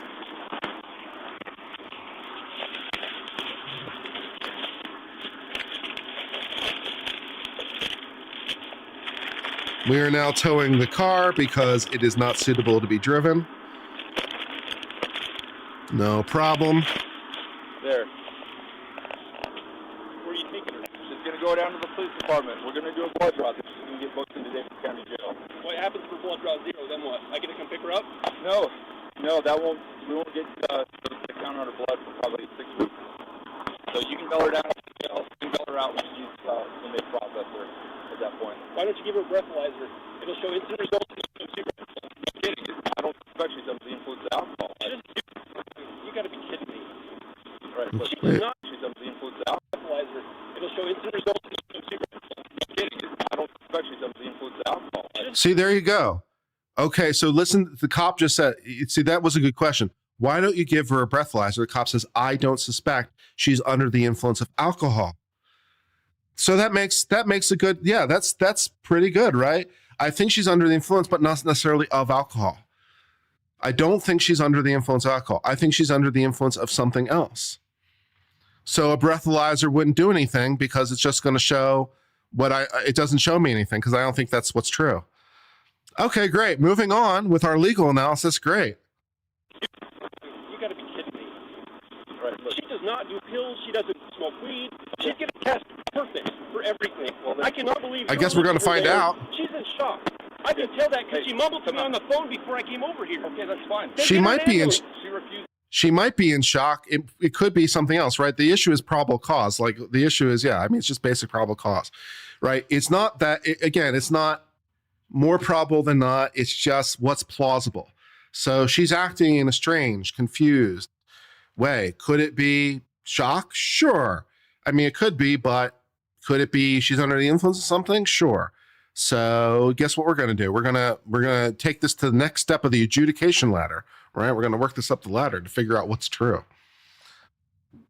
Okay, great. Moving on. An ambulance. That's her right to do that. Because she's in shock. She's an adult. She can refuse an ambulance.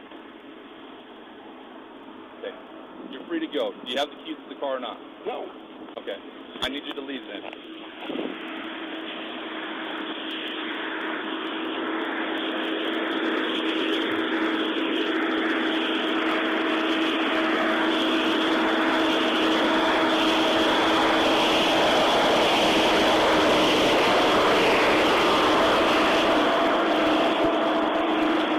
This is the dumbest thing to get outraged over. This is so dumb to get outraged over.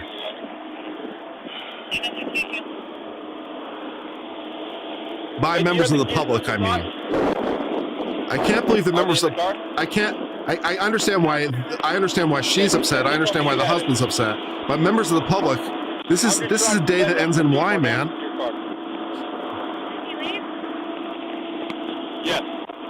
Thank you, Elf Pre Ava, for the donation on Ko-fi. Do appreciate it. It's fine. It's on camera. Nothing's gonna happen to it. Uh-huh. All right. I've searched this.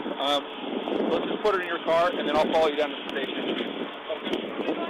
Down to Lake Police Department. Down by the surface swing. You already searched her? Yeah. Yep.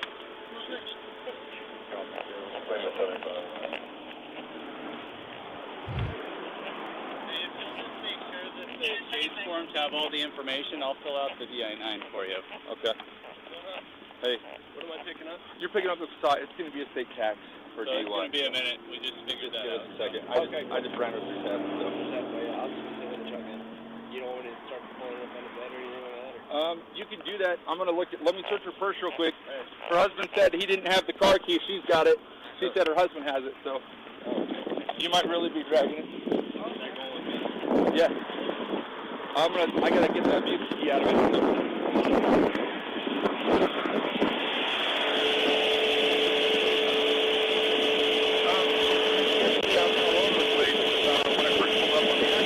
This is pretty stupid.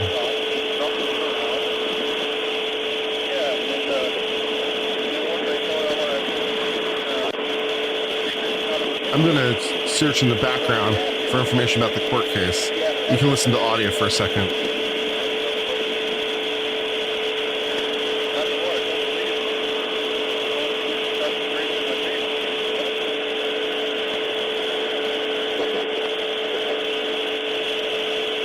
Can we watch one with more action? Shouldn't be that hard to find one with more action. This is so stupid. This is incredibly dumb. To get this outraged over, this is very dumb. Nothing is happening, by the way. You're not missing anything. I'm just doing a search in the background. Here, you can watch the nothing happen. I moved the search to a new window.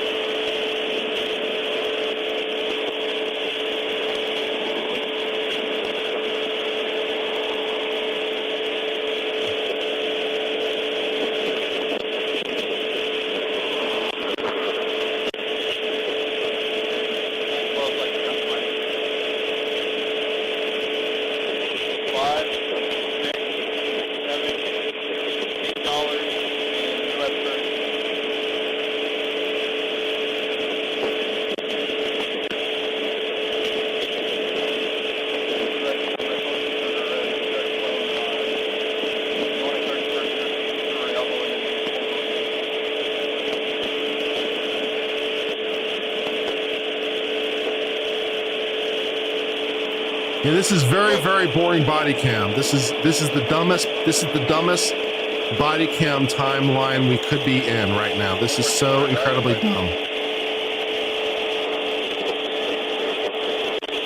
This is what someone on X decided to get pissed off about.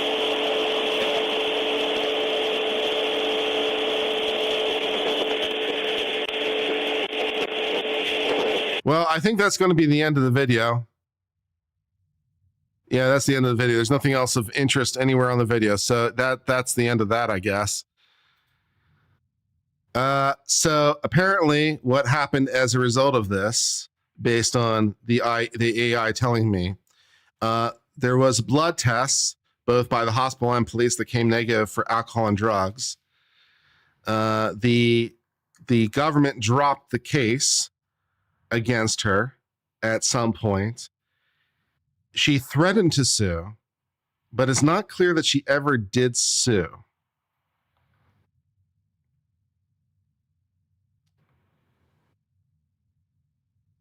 Yeah. There doesn't appear to have ever been a lawsuit. There was a demand letter sent, but it doesn't appear to have ever been a lawsuit. So I don't know if they settled or something, or if their attorney just told them it was a big pile of stupid, but apparently it didn't go anywhere. So that was just incredibly dumb. So yeah, I cannot find any obvious violations by the police. So yeah, this is definitely, if I'm your lawyer in this case, I'm definitely going to need to be paid up front, because there's no way I'm getting any money on the back end. And we are going to lose pretty much guaranteed in a motion to dismiss motion for summary judgment.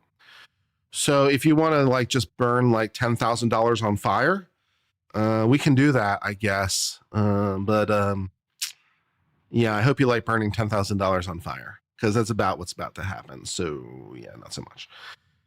So that's some stupid. Let's see if we can find some other camera footage that might be a little bit more interesting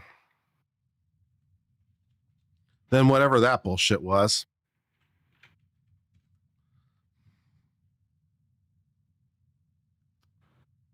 All right, woman tries to assassinate cop driving her to jail. Okay, that looks interesting.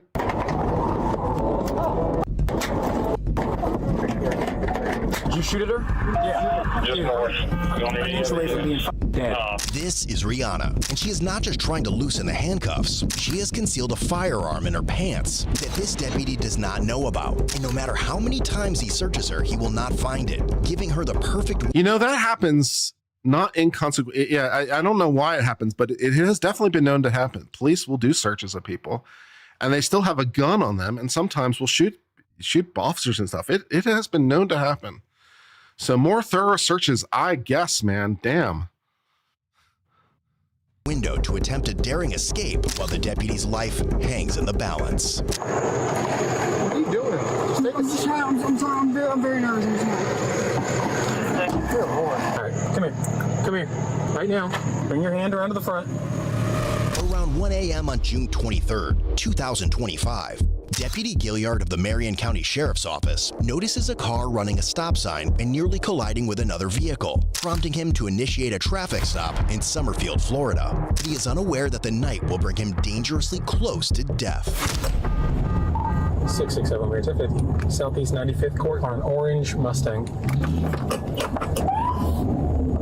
The orange Mustang was a clue.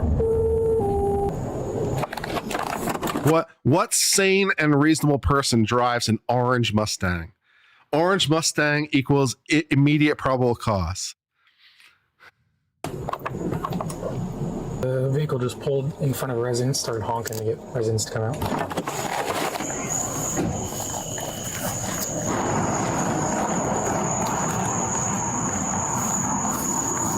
What are you doing? I was coming to the house right here. Why are you honking? I was telling my dad to come out. Like, pops come out. Okay, hold on. Now, why didn't you pull over right away? Oh, because I'm at the house, and so I just wanted to, like, you know, because we're already here. Okay, do you have a driver's license on you? Yes, sir. Uh-huh. I'm just trying to grab it, sorry.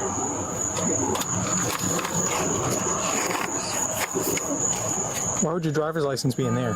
Oh, no, sorry. I was just getting all the paperwork. You're good. I just need the driver's license. Got a picture of it. Is it valid or is it Yes, sir. suspended, Yes, sir. expired? No, sir. Okay. It's valid. It's valid. I'm not very good at seeing. What's your first name? Brianna. Brianna. We're taking pictures of pictures. This is my co-signer. This is going well. I got all the paperwork.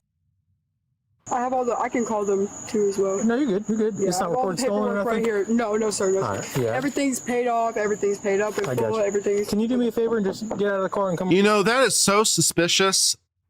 That is way suspicious. She is way over explaining, right? She is way over explaining. Oh, this car's completely paid up. I've got all the paperwork. I've got it right here. I can prove everything. Holy shit, dude. Holy shit. Why not just light a beacon? Says, I should be checked out further. This is not normal. There is absolutely something suspicious that is happening right now. Danger, danger. I mean, come on. Man, the flares are lighting up. Right here, just to the back. Is there? Well, I was actually. It's okay. Yeah, because I'm telling you to. Oh, okay. Yeah, sure. What was the reason of the stop again? Can my pops come out, maybe? Well, I'll have you step back. Right, I'm going to explain to you the reason. And I had You're good. Just come on right back here. My bad. This cop is being so nice, too. Right back here. He's being so polite. There's a reference. This is the cop you tried to shoot? You tried to shoot this cop? He's nice. You're about to turn him into a hardened officer, man. He's a nice cop, man. Jesus. Number 49, right here. Yes, sir. Okay. I'm going to have you give me your information. You don't really look. She's wearing a cross. I'm suspecting maybe not so much, though. Not feeling the spirit of Jesus right now, I have to say. Like person on the driver's license. Is that one here for the traffic? 23. The suspect is not Brianna Mason, as she claims. She is actually 22-year-old Rihanna Hardin. She attempts to lie to the one deputy who knows far more than she anticipates. Spell your first name for me. I mean, it has been a while. Spell your first name for me. B-R-I-A-N-A. Spell your last name. M-A-S-O-N. What's your date of birth? Don't pull it up. No, I'm saying. What's your social security number? I don't know that by heart. You don't know by heart? I don't know by heart. Mind if I see this for a sec? My phone? Yeah, to look at the picture? Well, I mean, I could maybe like send it, but I don't like give consent to the phone. I would just rather I'm not. just trying to look at the picture. Yeah, no problem. Yeah, you can look at the picture. Let's see. It's just You don't even have been the a same while. color eyes as the girl in that picture. That's makeup. That's No. eyeliner around the makeup. Okay. Uh-huh. Go put this down. Put this down. You're being detained right now. Okay. Put the phone May I down. ask for what? Put the phone down. Put the phone down. Yes, sir. Yes, sir. Yes, sir. Yep. Yeah, you know, don't think you're this person. That sounds like probable cause to me. Yeah, or at least reasonably articulable suspicion that we could look into this a little bit more. I'm feeling it. So far, so good. Let it go.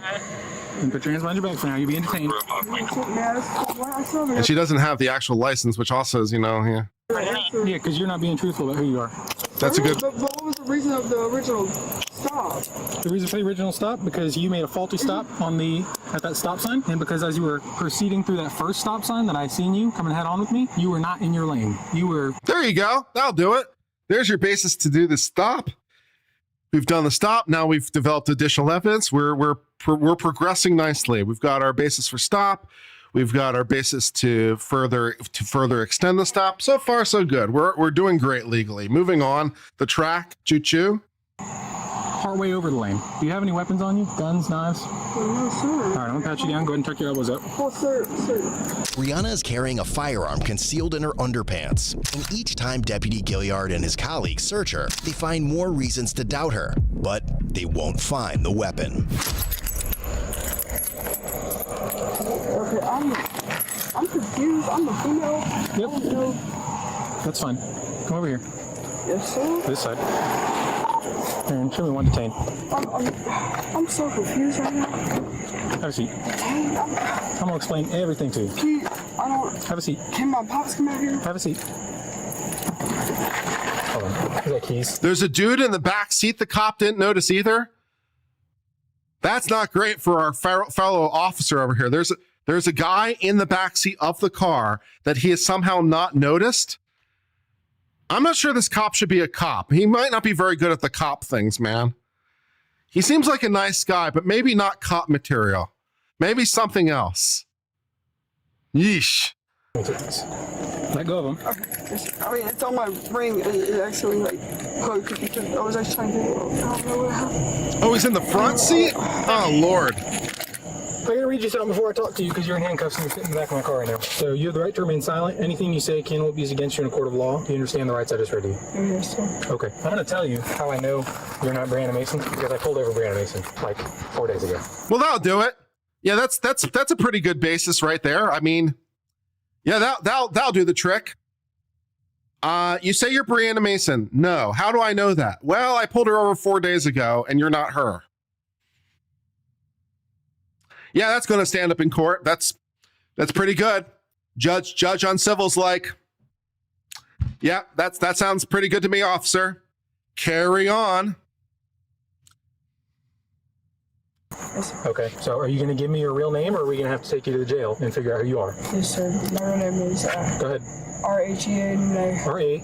R-H-E-A-N-A. What's your last name? Harden, H-A-R-D-E-N. What's your date of birth? It's on the envelope. It's right there. Would you give me her name instead of your name? Do you have a warrant? No, I don't have any warrants. Are you suspended? I literally almost have everything, like, paid off. Uh-huh. Uh-huh. Okay. So it's suspended. And it's literally, it's like right there on the edge. I have court July 8th. You know what I'm saying? So you gave me a fake name because you were suspended? Really? Does that seem like a logical thing to do? Well, it wasn't like that's not what I was. So why'd you give me a fake name then? This is her, she, okay, that's my best friend. I picked her up from, like, that's just all it is. Like, I'm trying to not. Why would you give your best friend's ID in place of just identifying yourself? It's valid. So it's because you're suspended. I don't want it completely canceled. Have you ever been arrested for driving with a suspended license? I just got out of prison and I've been doing so much better. Oh, you just been out of prison. I think you're going back to prison.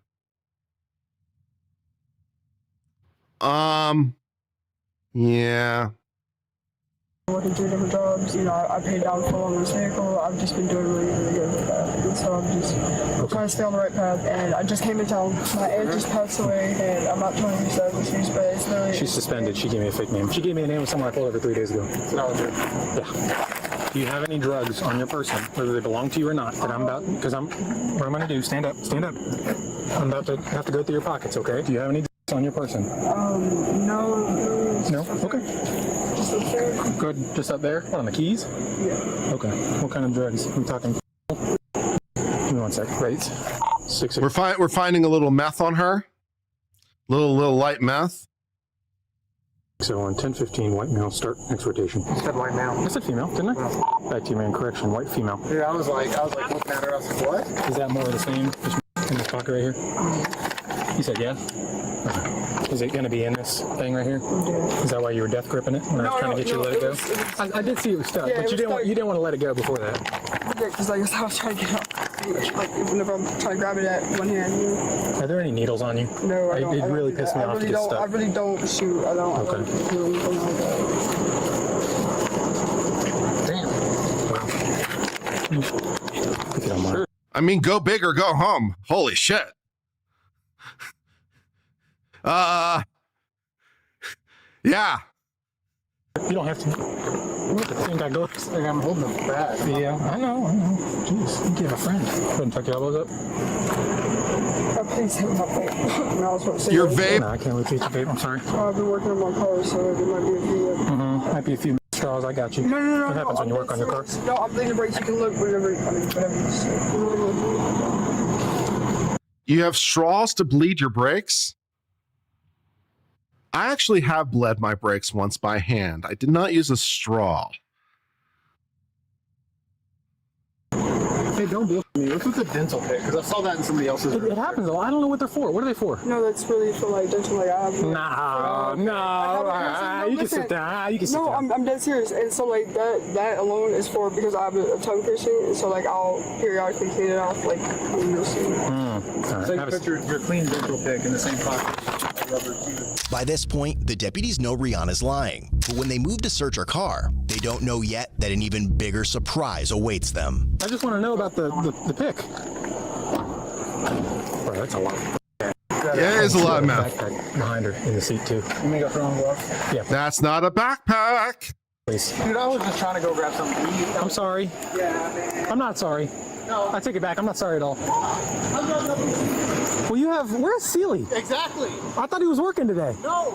Oh. Literally just sent on a message like, hey, chill out real quick while we like get units back. How long you been in the car? No. Okay, yeah, I like this guy. I like this guy personally, but I don't think maybe he should be a cop. Nothing against the man. I just think maybe it's not his profession. Just not feeling it. Maybe something else. Wait, you were not here the whole time. Swear to God, bro. He didn't do nothing wrong. That's wild. Crazy. That's wild. That's terrifying. That is terrifying. Do me a favor, hop out the car, my man. You got any guns, knives on you? No, sir, bro. All right, man, stand up. Damn, bro. Careful. You got anything on you? No, sir. I just said no, man. All right, I'm gonna check your pockets, all right? Go ahead, said no, too. We found a shit on the mat, so, like, realistically, let's not act like it's crazy. Go ahead. All I got is the beads and my bracelet in my pocket. That's it. Can I please get my dad's attention? Hang tight. No. Can I please get my dad's attention? I just said hang tight. All right, bro. Go get Pappy, bro. I'd really rather not him go get Pappy. I'm gonna be real, like, we're just gonna hang tight. No, bro, that's not right. Go get Pappy, bro. I'm not doing shit wrong. Like I said, the beads to my bracelet, bro. Don't have a string. You might find a lighter, that's it, dog. Go get Pappy. Bro, you're just being searched. You just found a All right, bro. Go stand up there. While deputies focus on the passenger and conduct a thorough search of the car, Rihanna begins taking the first steps of her escape plan in the back of the squad car. She already knows how to slip out of the cuffs, and after a few minutes of maneuvering, manages to free herself and further secures the firearm in her pants. She slipped out of the cuffs, man. Man, you got to make those cuffs tighter. Jesus, man. Okay, we got to have a serious discussion. Okay, we got to have a serious talk, you and me, officer. We got to talk. You're not really good about the searching. You're not really good about observing the human being. You're not really good about applying the cuffs. Okay? We have to have a talk.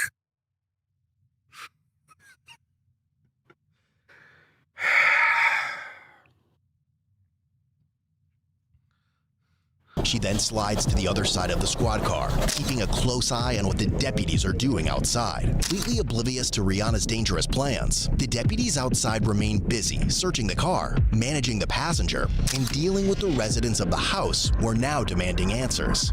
Now we're conducting an investigation. Come within 25 feet of mission. Stay there. You're fine. Bro. See, that's why I was saying. Just stay right there, bro. Just stay right there, Pappy. No, I need you to witness this. Hey, let's bring him over here. Yeah, I know. Yeah, as hypothetical judge and civil, we're gonna have an aside. It's not really my place, but we're gonna have an aside. Officer, have you concerned about just not? Maybe not officer. Maybe not officer is for you. Objection, Your Honor.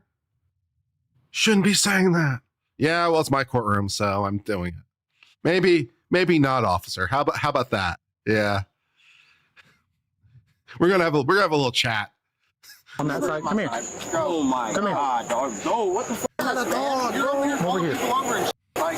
Ain't no need for any of that. My dad? Right here. Bro. By now, the deputy has searched every bag in the car and has not found anything suspicious. Meanwhile, while Rihanna fails to open the squad's door to escape, she has already noticed the camera inside the squad, has lowered the partition glass separating her from the deputy inside, and has covered the camera with her hat's visor. How'd she lower the partition glass from the back?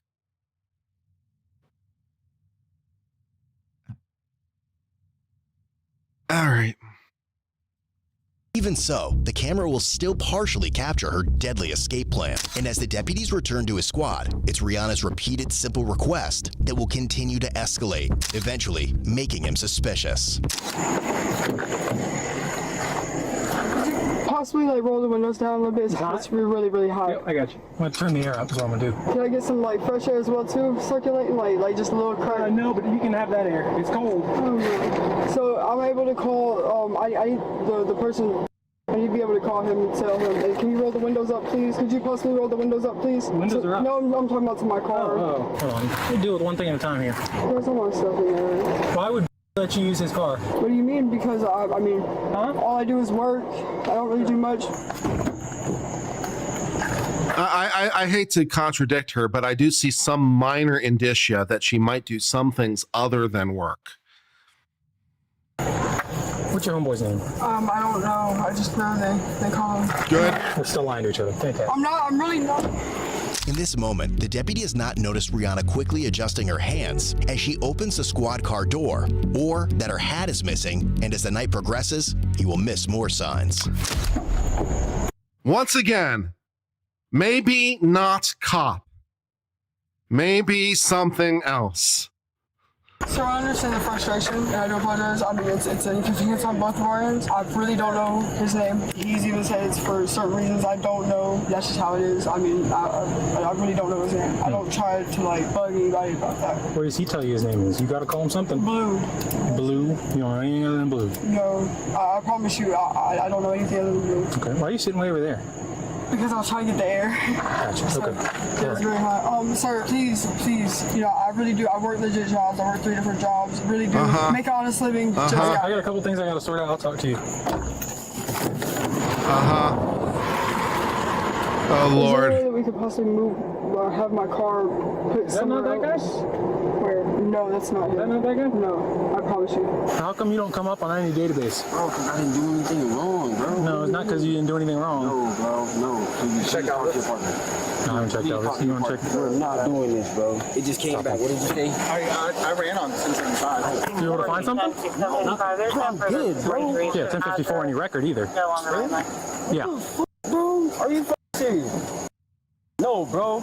You just started and told me I was straight, bro. And then this man finna sit up here and come over here. Hell no, I'm not. Because you're giving a fake name. I didn't give nobody because no last fake time, name. last time I stopped out was like 6 months ago, 5 months ago. It was the same name. No, it was the same name. was Yes, not the it was, bro. Yes, the it was, bro. Yes, it was, bro. What are you messing with? Take your hands out of your waist. Bro, I don't have nothing in my pants. You just search me, bro. Chill out, bro. Like this I'm talking about, bro. You're sitting up here trying to pull in these skits. I'm not going for it, bro. You just told me I was straight, bro. There's no way in hell you can sit up here and do this. You just ran my name and it was clear. Now all of a sudden you're trying to sit up here and do this. It's not that it's clear. It's that it comes back to nothing. Bro. So you. I don't want to be a police officer. It's definitely not for me. I don't want to be a police officer when I grow up. Yeah. Where were you born at? Why the fuck did you sit up here and tell me Where were you born at? Bro, I'm asking no questions. I give you my name. That was it. That's what you asked for, bro. I'm not doing shit wrong. The fact that he sat up there, bro, they ran my name, bro, and he just sat up there and said I was clear, bro. So I'm just on standby. And now he coming over here on some other. Stand back over there. There's no reason. You can't tell me where to stand. I'm in my yard. I know right. Okay. You are interfering with our stop. Pappy, I didn't do nothing wrong. I'm a passenger in the ride. That's it. That's it. Literally, that's it, bro. You are bro, detained. I was dealing with him, bro. You deal with her, bro. Like you put the cuffs on her, bro. That's your case to do with, bro. And that's crazy as fuck, bro. So I'm not even gonna get into that. The driver's under arrest. Oh my. Property, you can figure it out afterward. I'm not telling you nothing. Can I literally go, bro? You just said I was clear, dog. Don't do that shit, bro. You're not clear. You are detained for the stop until we can identify you. Bro, he just arrest literally everyone in sight and sort it out later. Is what I'm saying at this point. It's like judge on civil is willing to give you a pass. Just literally arrest everyone, sort it out later. This is not going great. Okay, moving on. Ran my name through the shit. What he just told you? He came back with nothing. Bro, no, nothing means there's no record. He just told me I was clear, bro. I don't know. You gotta talk to him, bro. I'm not gonna answer y'all's question. You have nothing to do with this. You have nothing to do with this. I am watching this secondhand, and all I'm thinking to myself is that there is not enough tequila in this world for me to want to do this job. I could not do this day in and day out, not putting aside the fact that someone's about to shoot at me in a minute, but putting that aside, I could not deal with this every day, all day. Can't do it, man. Can't do it. I need to have a filter of some kind. At least as a judge, I have a defense lawyer that I have a filter. I cannot deal directly with this amount of stupid. I just can't do it. No, you have nothing to do with this. Okay. How far it is, Jensen? How far? What? You told me I was gonna stand by. You ran my name. I can't clear, bro. And I'll go to IT first thing in the morning. What's the issue, bro? No record, right? Yeah, no record. clear, bro. You said I was clear. No record. No W's. That means no Oh, warrant. Lord. That means no Exactly. I'm warrant. chilling then, bro. But Bro, this knowing me, bro. No, bro, because your partner's over here being on, like, what did he do to for, bro? So the issue is that we're not finding anything coming back, all right? That's what we're running into right now. Bro. All right, so nothing at all is coming back. Any other time y'all run my name and nothing's come back, y'all let me go, bro. Why is it this time y'all trying to harass me, bro? Ain't nobody trying to harass you. What the f***, bro? But I'm going to tell you this. If you keep freaking out, you're going to go and hang. You know what we really need? We need portable fingerprint scanners. That's what we need. Surely that technology must exist. And if not, it should be invented. I mean, given that digitization and things, how hard would it be to invent like a way to take to take fingerprints at the field? How hard would that be at this point? We need portable fingerprint scanners. It's the only hope we have at this point. Back to No, bro. so we can ID to get back over here. That's not a question, bro. Because you're bringing your family over here and antagonizing them. I'm not antagonizing nothing, bro. My family is witnessing this, bro. They can witness everything. bro. I have no issue with that. But what I'm not going to deal with is people coming up and impeding our investigation. They're not impeding your investigation. While the deputies have spent a significant amount of time trying to obtain official identification from the passenger, they do not yet realize that it is Rihanna who requires their attention. And by the time they do, it will be too late. have you ever had a driver's license out of Florida? I've had a hardship. Hardship? Yes, sir. I did the 4-hour drug and alcohol class and stuff. I'm not around. I stay secluded. I don't like people. I really didn't even want to come over here. I wanted to go to my family. My little brother, he's 5. So what did Pop say? I have no idea. Because I seen him trying to say something. He was trying to say something. I wasn't listening, because why would I? It has nothing to do with him. I mean, a family member just passed away. That's kind of the only reason why we... Man, she is trying every manipulative trick in the book, man. She is trying all the things. She is a wicked woman. Woof. Got in the vehicle to get here. She just passed away, like literally at 4:20. And this morning, and it's just like, it's been a lot, and we have to be here because I want to make sure my friends are... The time it makes the matches in the database, that's fair. Yeah, I don't know what the compute time would be to do a match of the fingerprint. That's a very fair point. So the problem isn't the fingerprint. The problem is the match. That's fair. Didn't think about that. All right. Noted. Carry on. Okay, you know, like, I want to make sure that, you know, my family's okay. Like, there's just a whole lot more going on than what, you know, cancer is ruining everything, bro. Yep. And also, not for nothing, but not that she's thinking this far ahead, but even if she were able to kill him, how does she think that story ends? Does it end well for her? I mean, not that she's necessarily thinking this all the way through, but how does that story end? It ends with her making her escape and yet living happily ever after? I don't know, man. I don't know. Yep, hard getting towed. Whoa! How you move all of your out of the door? Go for it. Okay. In this moment, the deputy starts feeling on edge and decides to search the back of his squad car, still unaware that it is Rihanna who requires a more thorough search. Yeah, take whatever you want out of the car, man. Let me check with her real quick because it's all her stuff, right? Hey, do you want that guy Blue to take the stuff out of your car? No. All right, come here. Come here. Right now. Bring your hand around to the front. Scoot out. Dude, did you not know? Please note that her hands are not in handcuffs. Can you not see this? Holy God. Turn around. What did you just put in my seat? What did you just put in my seat? No, it's probably my hat falling. Probably your hat falling. Hey, Bates, come over here real quick. Watch her. She slipped under the cuffs and I opened the door right as she's putting something in the back seat.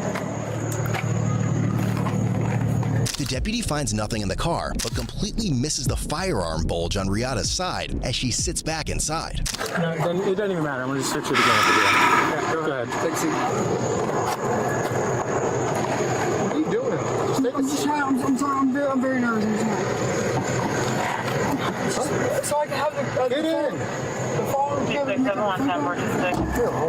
She's got something in the back, 100%, because she keeps begging me to open the window. She's like, can you open the window? I'm hot. I got the cold air blasting. I'm like, no, because whatever you have, I'm going to find. With the car being towed in the original... He says, whatever you have, I'm going to find. I have to do this, but I'm sorry. I have to press X to doubt big time. Yeah, whatever you have, I'm going to find. No, apparently you're not. Press X to doubt. Holy shit. Scene coming to a close, Deputy Gilliard proceeds to transport Rihanna to the Marion County Jail on charges of driving with a suspended license, providing false identification, and possession of drugs found on her body, unaware that he has missed a life-threatening detail that is about to change the nature of this case. As the deputy drives them to the jail, Rihanna gets rid of the cuffs yet again and takes her shot. She slipped the cuffs twice? It's the same officer who applied the cuffs, right? It was the same guy. He did it 2 times? And she slipped it twice? Jesus Christ, dude.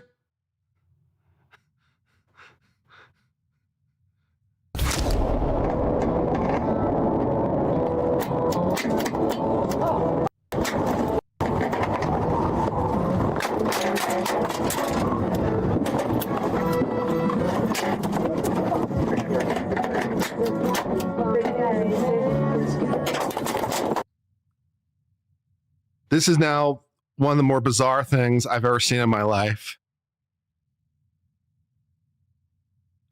Unbelievable.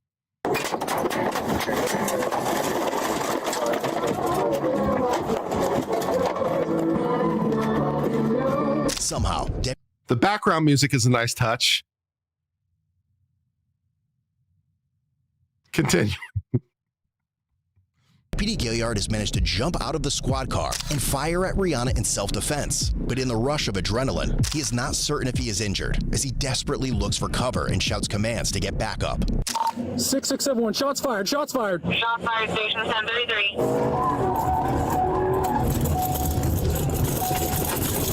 Marion, I'm on 441, just north of a racetrack. I'm not sure exactly where. I'm outside of my car.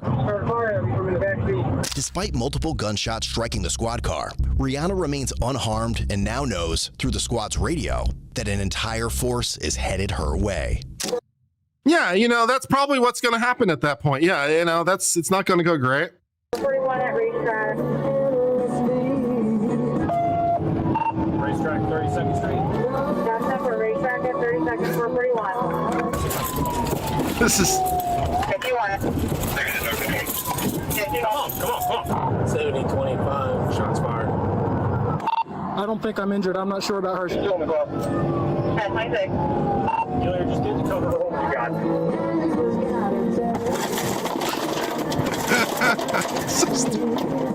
Man, she's trying to get out of my car. That's like something out of the car. We 1039, can you see if I can get away? Back either are you flooding? Marion, looks like I'm right across from the Royal Inn. East side of road. He's right across from the Royal Inn. Well, how apropos is all I have to say to that, man. Yeah, of course he is. Yep. From Royal Inn. Marion, about to go 97 versus 440. East side of the road is facing northbound. You should see my headlights. OPD is about to be 1012 with me. East side of road facing northbound. Mark. Sometimes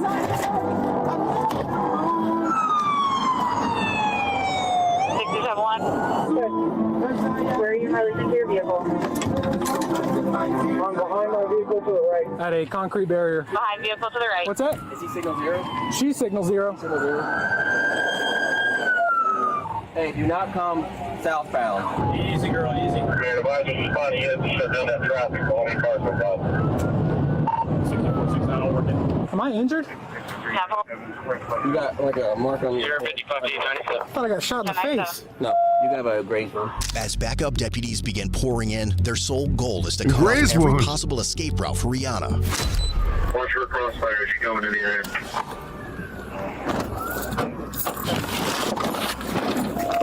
Yeah, time to break out the riot shields and the rifles. You know what I'm saying?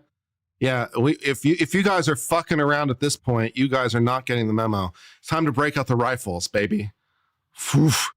Got northbound 441 shut down. Northbound shut down. Come on. Yep. Damn straight. Time for the rifles and shotguns. She was kicking. She was trying to kick at the left door. No, anybody coming southbound is going to be in a crossfire. Marion, have OPD shut down southbound lanes.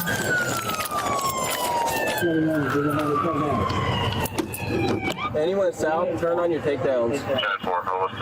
Did you shoot at her? Yeah. 5878 is approaching. Where do you need him? We need more on scene? No, we're good on the side. Just continue blocking the northbound lanes of 441 if he's south. If there's an SO unit coming southbound towards the bridge, just block that part down. Sierra 55 man, don't let any more units come up 441. They keep driving up it, man. She's in that car still.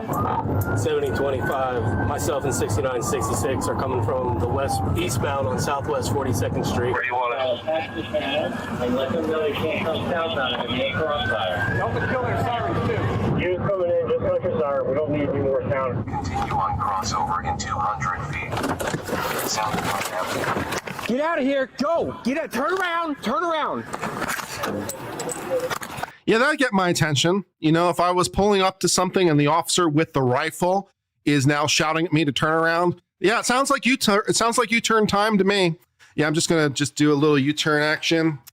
Thanks, officer. I'm just going to go that way. Damn. Last time I wear my seatbelt. Oh, you got out in time, buddy. Dude, she started firing at me through the grate. Yeah. Why don't you head on back to my car and I'll take over from where you're at. Okay. Since you, is that your mag right there? Hey, Gilliard, you search real quick? You search yourself? Yeah, I think she just grazed me in the head. I'm gonna go check out with him. She just grazed me in the head. Great. Just great.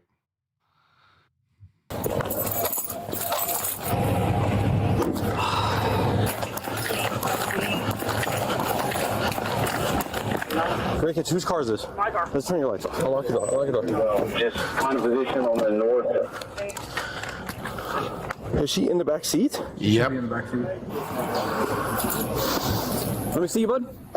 I got a an inch away from being dead. Am I hitting the back? Southwest 42nd I don't see. Street. No, man. Where you want it? I just think we're Searched her. You didn't do very good. You are so lucky to be alive. You better pray to whatever saint you believe in. I mean, holy God. Say a couple more Hail Marys next time you're in church or something. Just find a position on the northeast side, that south side of where we fired at.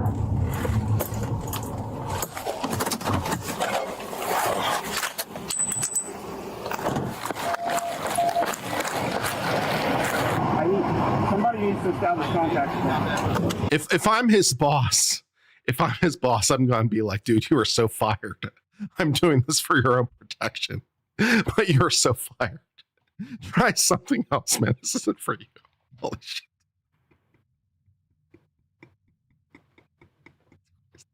Grab my Yep. Yep, I got you.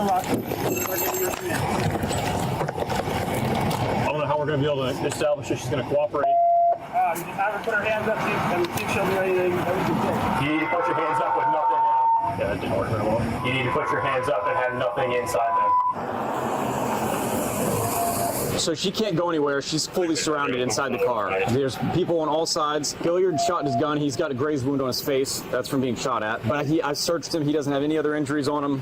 There's that injury on his face. So I got him over here separate from it, and we're on the car now. It's the decision of whether or not we want to go up on it. She's armed. She has a gun. You know, she's 34 or anything like that. No. They said that they saw after the gunfire stopped. She was kicking at the door from the inside, and there were no more gunshots after that. Can we access the camera in the car? I can look at it right now, actually. Is it on? It's on. The lights are not on, but the interior camera is on. Let's see if we can access it. Miraculously, Deputy Gilliard has escaped with almost no serious injuries. And as units try to make contact with Rihanna, she knows she has no choice but to comply.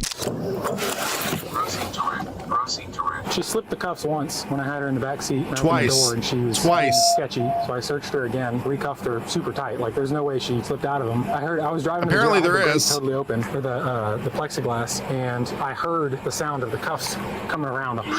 And as soon as that happened, it sounded like something exploded right next to me. I thought I got shot in the face. So, and she shot, I don't know, three or four times at me while I was going. It was more than that. The vehicle. On movement, we are establishing command via PA. Let me see your hands.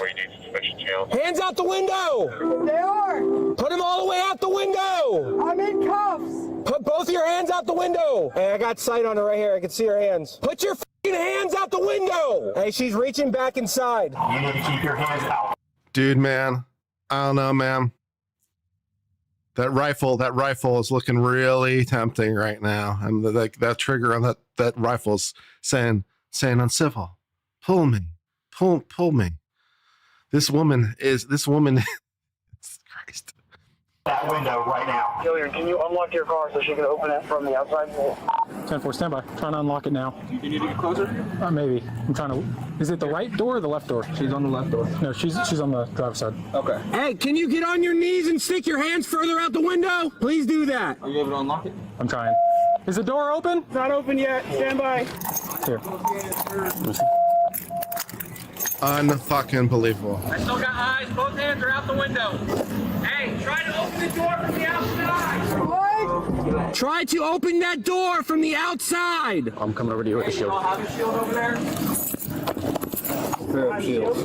Yeah. 2? Yeah, side by side. I'm left-handed though, so let me get on this side. Rihanna's name. With confirmation that Rihanna is complying, I'm left-handed. deputies finally approach the squad car to make the arrest, bringing this harrowing incident closer to an end.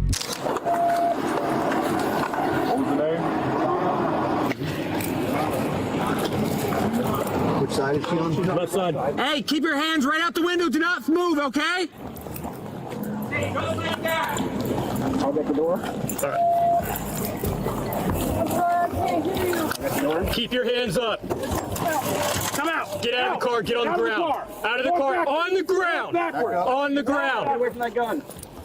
On the ground. Get on the ground now. Did she manage to shoot at him with the cuffs on? Wow, that's even more impressive, but okay. Coming.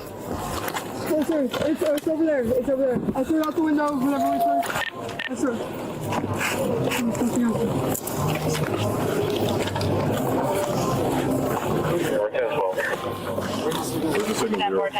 Where's the gun?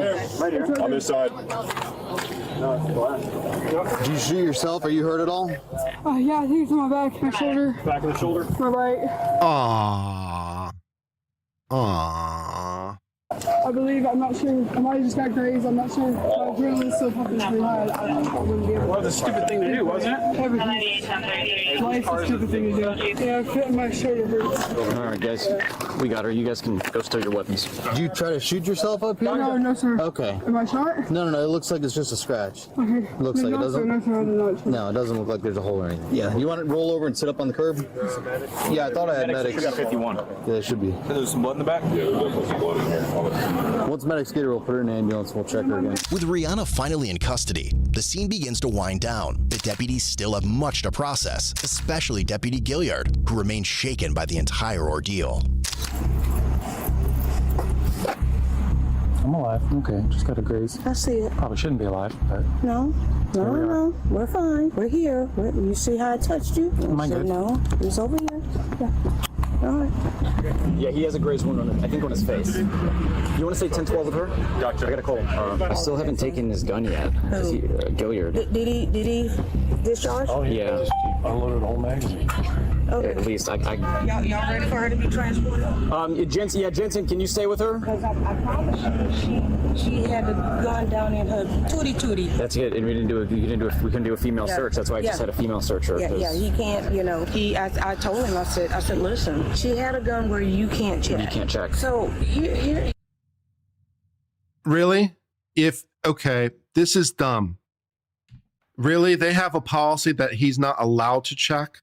So they actually, as a matter of policy, have this policy? This is so incredibly stupid. I guess we can stop the search for a department that's this dumb. Apparently we found it. Apparently we found the department that's actually this dumb. Apparently we found this department that actually, as a matter of their policy, said, yeah, you're not allowed to search the suspect there. Apparently we found the stupid police department. Unfucking believable. Here's the deal. I'm trying to figure in my mind what is her thought process, because she's locked in. I think she's on. She's out. Yeah. She's drugged out. You can't get out. No.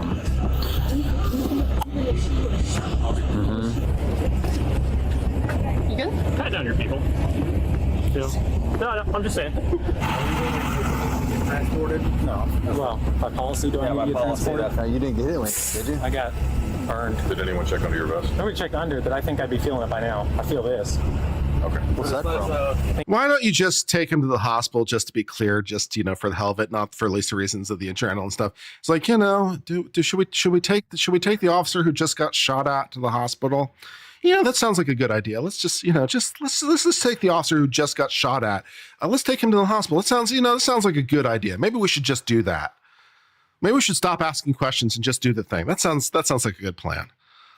She barely missed. Yeah, she shot through the grate. Like, I probably should be not alive right now. Ooh. Yeah, you did a good job parking right there. I know. Did he unload the whole mag? It looks empty.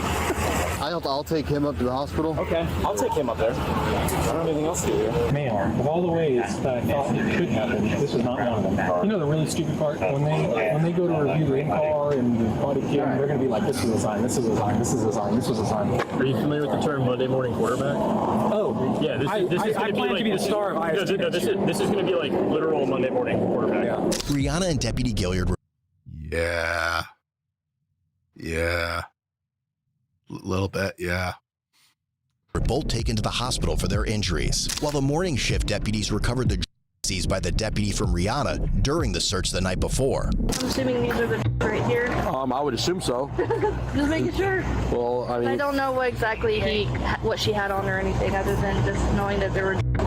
Pretty decent amount. Yeah, you gotta kind of get away in the mouth to see if it's gonna be the trafficking amount. In an interview with the detective later, Rihanna would mention her past criminal history, difficult upbringing, and being upset with Deputy Gilliard as she believed he was not using his body cam to record the incident as her reasons for attempting to shoot at him. But she also mentioned not being in a good headspace and her fight or flight mode kicking in. All right. Yeah, Judge on Civil's not having a lot of problems figuring out this one.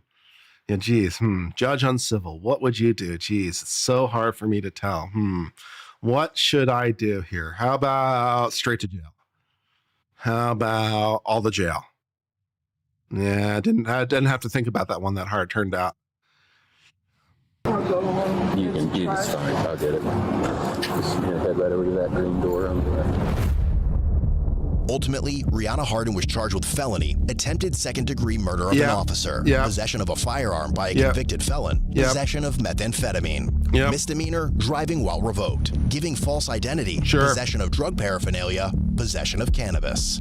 She was denied bond, and on February 16th, 2026, Rihanna was sentenced to 40 years in prison. That is an appropriate adjudication. I don't know if that's the max, but yeah, a little bit. She doesn't play nice with others. Don't just watch. Well, that was exciting. That was exciting. All right. I think to conclude this stream, we will watch a stream from our friends, Defense Diaries podcast. Yesterday, they had Afroman's lawyer on, as well as a juror from the case, from the Lemon Pound Cake. So in honor of Lemon Pound Cake and in honor of our friends at Defense Diaries podcast, we will watch their stream from last night so we can learn a little bit more about Afroman from the inside. I have not watched this yet. I watched a little part of it, and then I was trolling their chat, as I do, because, we're friends. So I was trolling their chat, and I was asking Lemon Pound Cake related questions. All questions were Lemon Pound Cake related. Jury missed opportunity to send note demanding Lemon Pound Cake, and so forth and so on. So let's watch this and learn a little bit about it, because that sounds like fun.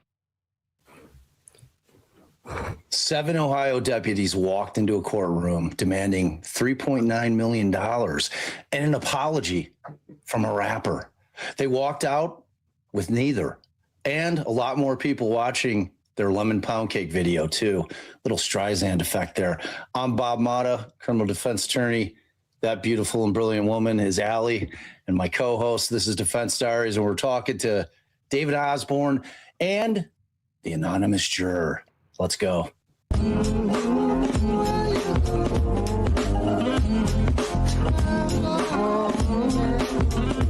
Okay, Defense Diaries definitely has a better intro than I do. So I've definitely got to step up my intro game. Damn it.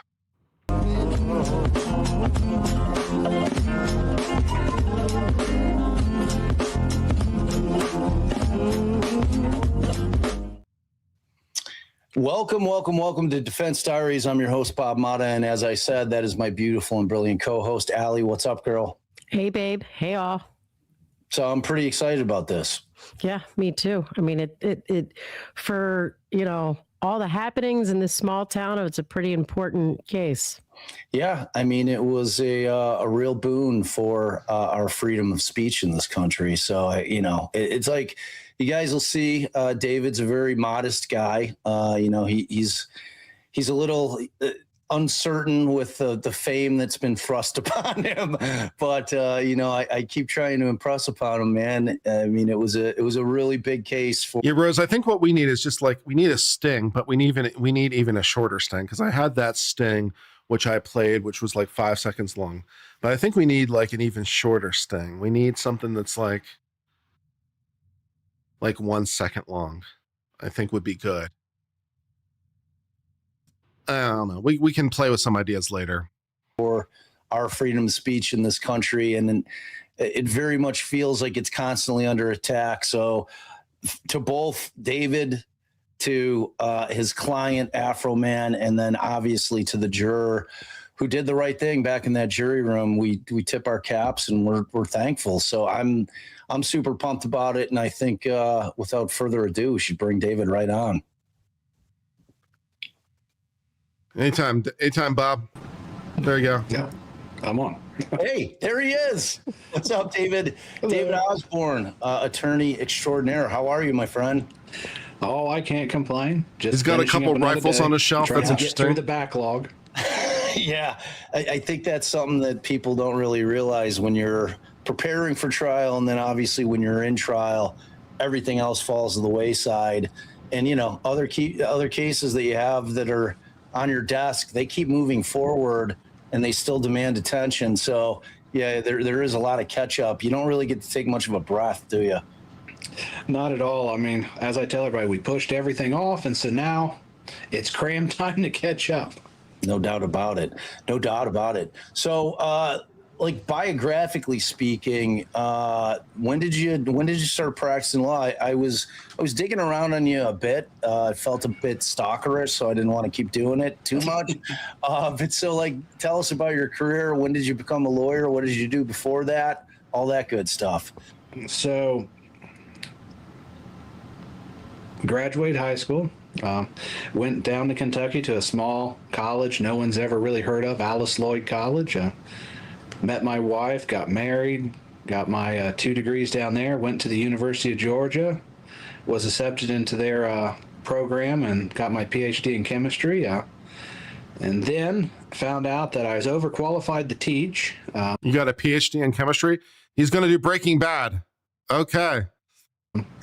And scared to death to go into industry. After you go to one of the Chemical Society resume writing seminars and you're the youngest guy there, you get a little scared. Yeah. And so then John Caldwell, one of our local attorneys, me and him made a bet, which is he writes a letter of recommendation and they accept me, I go to law school. And I had to keep my word and go to law school. Wow. Yeah. I've been practicing for almost 9 years now. So what kind of law have you always done? Civil law, or what's your practice areas been? So I originally came out, I thought I'd do only civil work. And then I got an offer from the Lima Municipal Prosecutor's Office and went up there in 2019 through 2023 and did that, and then came back here and sort of did general practice. Yeah, and I think that people have a tendency to, especially when a case gets streamed, because most of the time it's murder cases is what the, kind of the big streaming, the court TVs and law and crime tend to gravitate towards that. And so when you see the cases like Johnny Depp versus Amber Heard, or your case, I think people sometimes forget it's a civil case. It wasn't a criminal case. I'd see all kinds of tweets talking about the prosecutor. And then I just did it. You just did it. And it's, it's obviously a plaintiff's attorney because it was a civil suit where they're seeking money for damages, and it's different. Nobody's going to jail as a result of it. So have you handled any criminal stuff in your past or no? Is that not something that you mess with? No, we do criminal work. We are rather selective on it. No worries. Abby, you want to grab the phone? We're getting phone calls up to midnight. It's insane. Yeah, I believe and it. Slam now, you're out there. But no, you're out in these streets, man. We do criminal defense work. We've done felonies, everything from rape down to speeding tickets, although I usually tell everybody I hate doing speeding tickets because it takes a good 45 minutes to get a good speeding ticket trial done. Yep. But we do whatever's needed. It's easier to say what we don't do. We don't do personal injury, and we don't do Social Security. Everything else is on the table. So before getting into the trial, and you let us know, and there are things for everyone out there. There are some things that David maybe not be able to discuss. So if I ask a question that he doesn't want to touch on, he'll let us know. But as far as like background into what in all that is holy had the police thinking that Joe was a narcotics trafficker and involved in kidnapping? How does something like that get so frivolously before a judge? Well, they had a confidential informant who gave them a lot of that information, and that was the basis of it. I know we went through some of that in the depositions, and so there's a lot of stuff contained in the depositions that sort of explains that. But other than what was told in depositions, your guess is as good as mine. So what was the basis as far as what they claim that this informant told them? Because my understanding is it was like so far-fetched, and once they got in the house, contradicted like everything that was said. Can you get into that, what they alleged? From my understanding, which I haven't reviewed the deposition in a while, and also during the trial, the judge made it abundantly clear we were not going to go into that, so we did not prep a lot on that because the judge made that clear. And what we did get in was very tailored to what we could. But from my understanding from the deposition, there had been a report of a person with a large amount of marijuana. Officers had come together, went there for what they call a knock and talk, talked to this lady. I guess they confronted her, did you have the marijuana? And she took them to it, or at least told them where it was. And they found a felony level amount of marijuana in her possession. From there, they kind of asked her some questions. They had her go back to the station, did an interview, and the question becomes, where'd this come from? And it's my understanding she said something to the effect of, well, this came from Mr. Foreman.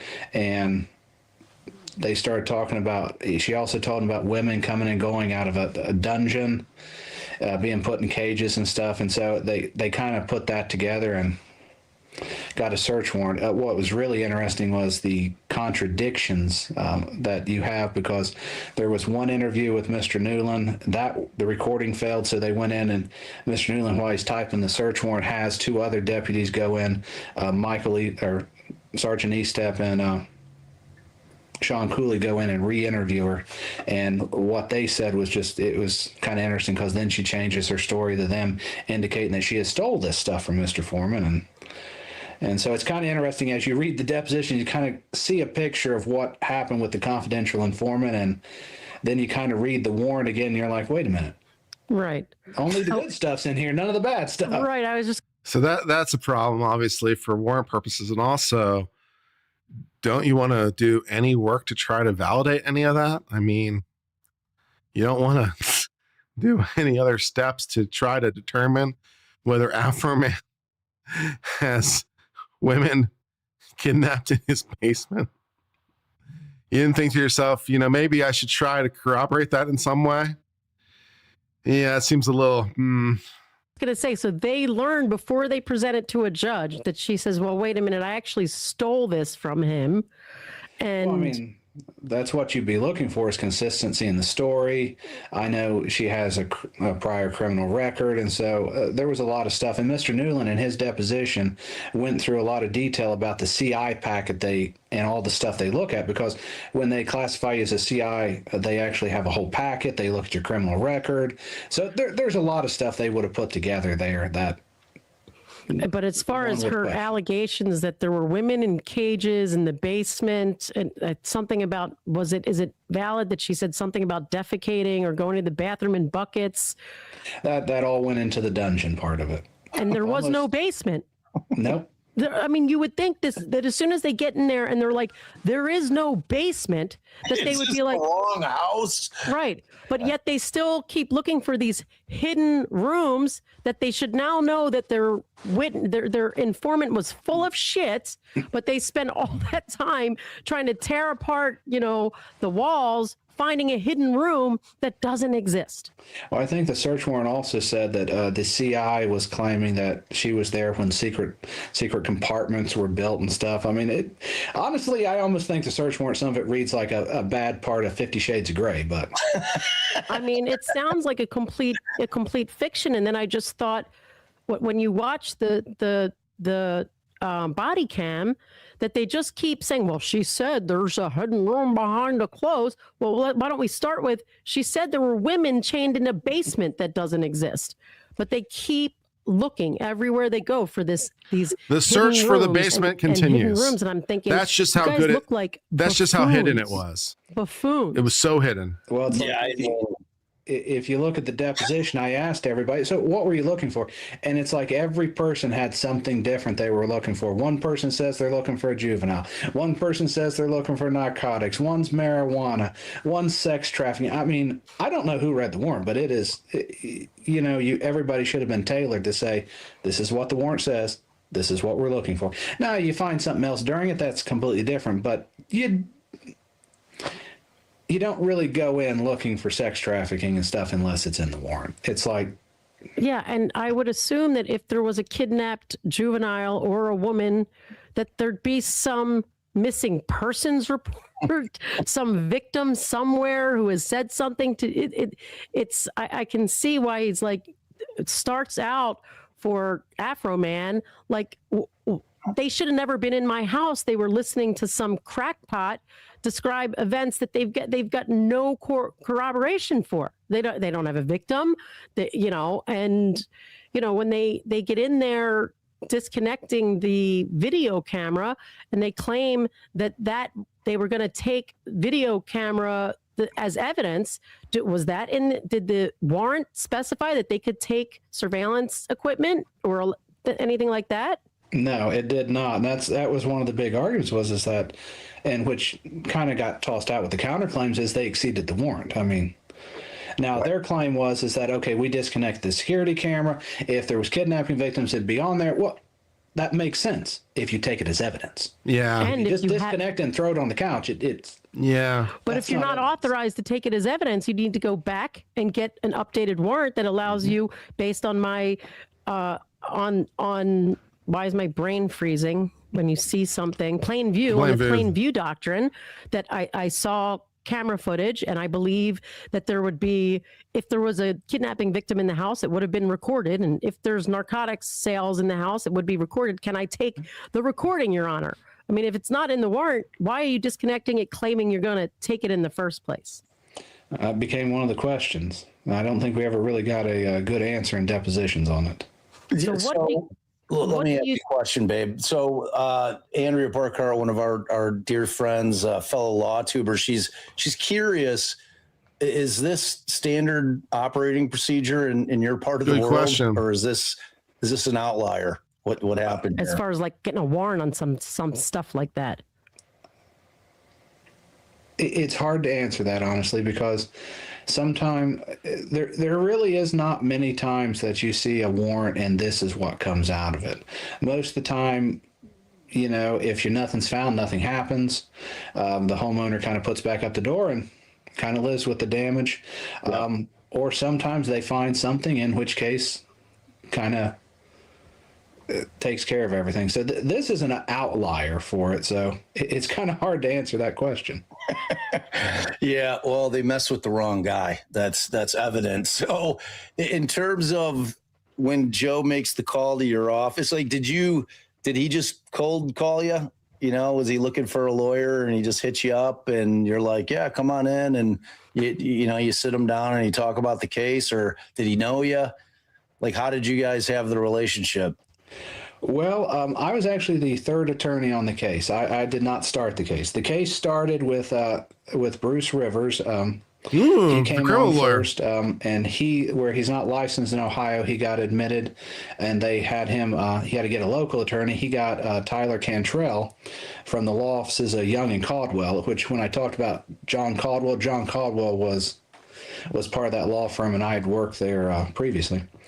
Those two were the first two attorneys on the case. They did a motion for judgment on the pleadings through the first round of decisions by Judge Jerry McBride, and then they also did the counterclaim, and pretty much I took over shortly after the counterclaim. And really, that was one of those where I came on more because I think, and you'd have to ask Mr. Foreman specifically, but I believe that Joe was looking for someone local who knew everybody. Yeah. I mean, even in depositions, you'll see when I talk to Mike Eastep, I say, you know me my whole life. Most of these officers I've known a long time, so I think he was looking for someone who knew them, knew exactly how they would operate, what was going on, and that was something that you didn't have with Mr. Rivers. And the other thing was Tyler Cantrell at that time, things were starting to go differently for him. He actually went to the prosecutor's office, and so he became a prosecutor at that time, and he still is one of our assistant prosecutors. So there was a lot of flux going on at that time. Yeah, I believe it. And so in terms of trial prep on this, did you end up doing most of the deps? I did the depositions, yes. And how many deps did you have to do to prepare for this thing? We deposed every officer. I think the shortest was Sean Grooms, and I think the longest was Mr. Newland. I know Joe was deposed twice, once by the insurance company for the counterclaim, and then once by the plaintiff's attorney, Bob. Robert Klingler, I call him Bob, so that way I don't mess up prosecutor or plaintiff, I just call him Bob. But Bob did his own deposition with him, and he referred to that in the trial some. But I know Mr. Forrest deposed twice, and then we deposed everybody they listed as a witness. The only people we never got to depose was obviously the Detective Robinson, who did the count of the money or investigation, and we never deposed D or any of them. So, yeah, I mean the DEPs, that's where you really make your case in this kind of thing. So, like, heading into this particular trial, what was your biggest fear? Was it the defamation claims, the invasion of privacy claims, emotional distress angle? Which one did you think was going to be your biggest challenge? The hard P. That was the one where it's defamation per se. I mean, and it makes it hard. That was the one that scared me. Yep. Yeah, I can see that. It makes it defamation per se when we're talking about the theft, or which are we talking about? So one of the things would be is you have defamation per se, which is something clearly on its face that would shock the senses. Then you have per quid, which was more what I thought Lisa's would fall into, because, in its context, you kind of got to know what does lick 'em low mean? How does this all come together? You have to have some explanation of who it is. And I thought even when you're talking about like the post that called the police department thieves, that would also fall in that, because you'd have to know who did the raid. You'd have to know how many people's in the police department. You'd have to have a lot of outside information to know exactly who he's referring to, and to have an identifiable person, as the law would require. Is that's what you're talking about? That would be a good way of putting it, yes. And so those I was not worried about as much, but the hard P I was, because it was very plainly towards him. It was very plainly going to shock you. I mean, and so that was really where I focused a lot of my stuff and what worried me the most. Yeah, and ultimately, when you kind of get to that that aspect of, the public figure argument and extending it to sheriff's deputies, which obviously becomes in my estimation, your strongest card. When did you kind of land on that? Because when you're going through it and you're figuring out how to defend it, you're obviously throwing a bunch of theories in your mind out there. And like, did you think that was your strongest argument initially, or how did you land on it? Well, that's one where I get to say it wasn't me who decided that. That actually was decided very early on the judgment of the pleadings. Judge Jerry McBride found them clearly to be public officials, and so that was already done before I came on the case. So, and it's like, as I did the case law research and pulled things together, I was like, he made the right call on that. They are truly public officials. Yeah. And I mean, as far as, when we think of like defamation law, even sticking with defamation law, that when you say it's got to be a statement of fact, not opinion, you also have satire, which you made a big point of. And although the judge seemed to think some of this could be proved as a fact, but when you talk about, you have a rap artist putting it in a song, doing it in such a satirical way that I think no reasonable person would take it as fact. Now we're talking about even Lick 'em Low and the Pound Cake and, the one with, I think that was Newman about Newland, that he assaults children by their, does whatever he said to their balls and plays with their buttholes right in front of people in broad daylight. Like, there is nothing about that I think a reasonable person would ever think was coming across as fact. Were there pretrial motions that sort of argued that, and did the judge come back and be like, no, I think that somebody could find that to be fact? We had no pretrial motions that really argued what was a fact or what was an opinion. That was more in the jury instructions, where we were trying to put together, jury instructions. And there actually was an instruction for exactly, what is a fact, what is an opinion. And that's actually kind of like opinion was something that cannot be proven true or false. And so that's one of the reasons why, if you see me go, well, can we prove that? That's what I was getting at, was trying to fit it into the definition of an opinion. How shocked were you when, and I'm going to forget his name, but there were, well, why don't you tell us on that fact and opinion, what were a couple of questions that you asked on cross-examination that shocked you, that the response that the plaintiffs gave you? Brian Newlands. I mean, I did not expect him to admit or to agree with me that it was Mr. Foreman's opinion. And tell people specifically as to which assertion that you were asking him about. Well, so when I was doing my cross-examination of Detective Brian Newland, one of the questions I had asked is, did he believe that when Mr. Foreman called him a pedophile, that was Mr. Foreman's opinion? And I did not expect him to say yes to that, but he did. And actually, that was where I was planning on walking more questions to try to fit it into the definition. Can you prove it true or false? But when he agreed it was an opinion, that was kind of took me a little bit by surprise. We adapted and moved on, though. Yeah. Right. And then you had the same thing happen with the officer who the video said, I slept with his wife. And yeah. Right. And how were you surprised? Tell people about that line of questioning and his response. Well, if you listen to my question, I'm like, we all know that's not true, correct? And I'd expect him to agree with that. And when he said he didn't know, you had to adapt to it and move on, because that was really what I was going to get at, is that you wouldn't know whether it's true or not. But he openly admitted he literally would not say, I don't know that's not true. And it was like, such a cell phone. That was unbelievable. Okay, well, that was hardcore on that. By his own words. Mm-hmm. A lot of it was kind of surprising that they admitted to some of the things. I had expected a lot more questions I'd have to ask. I prepared for more, but that was one where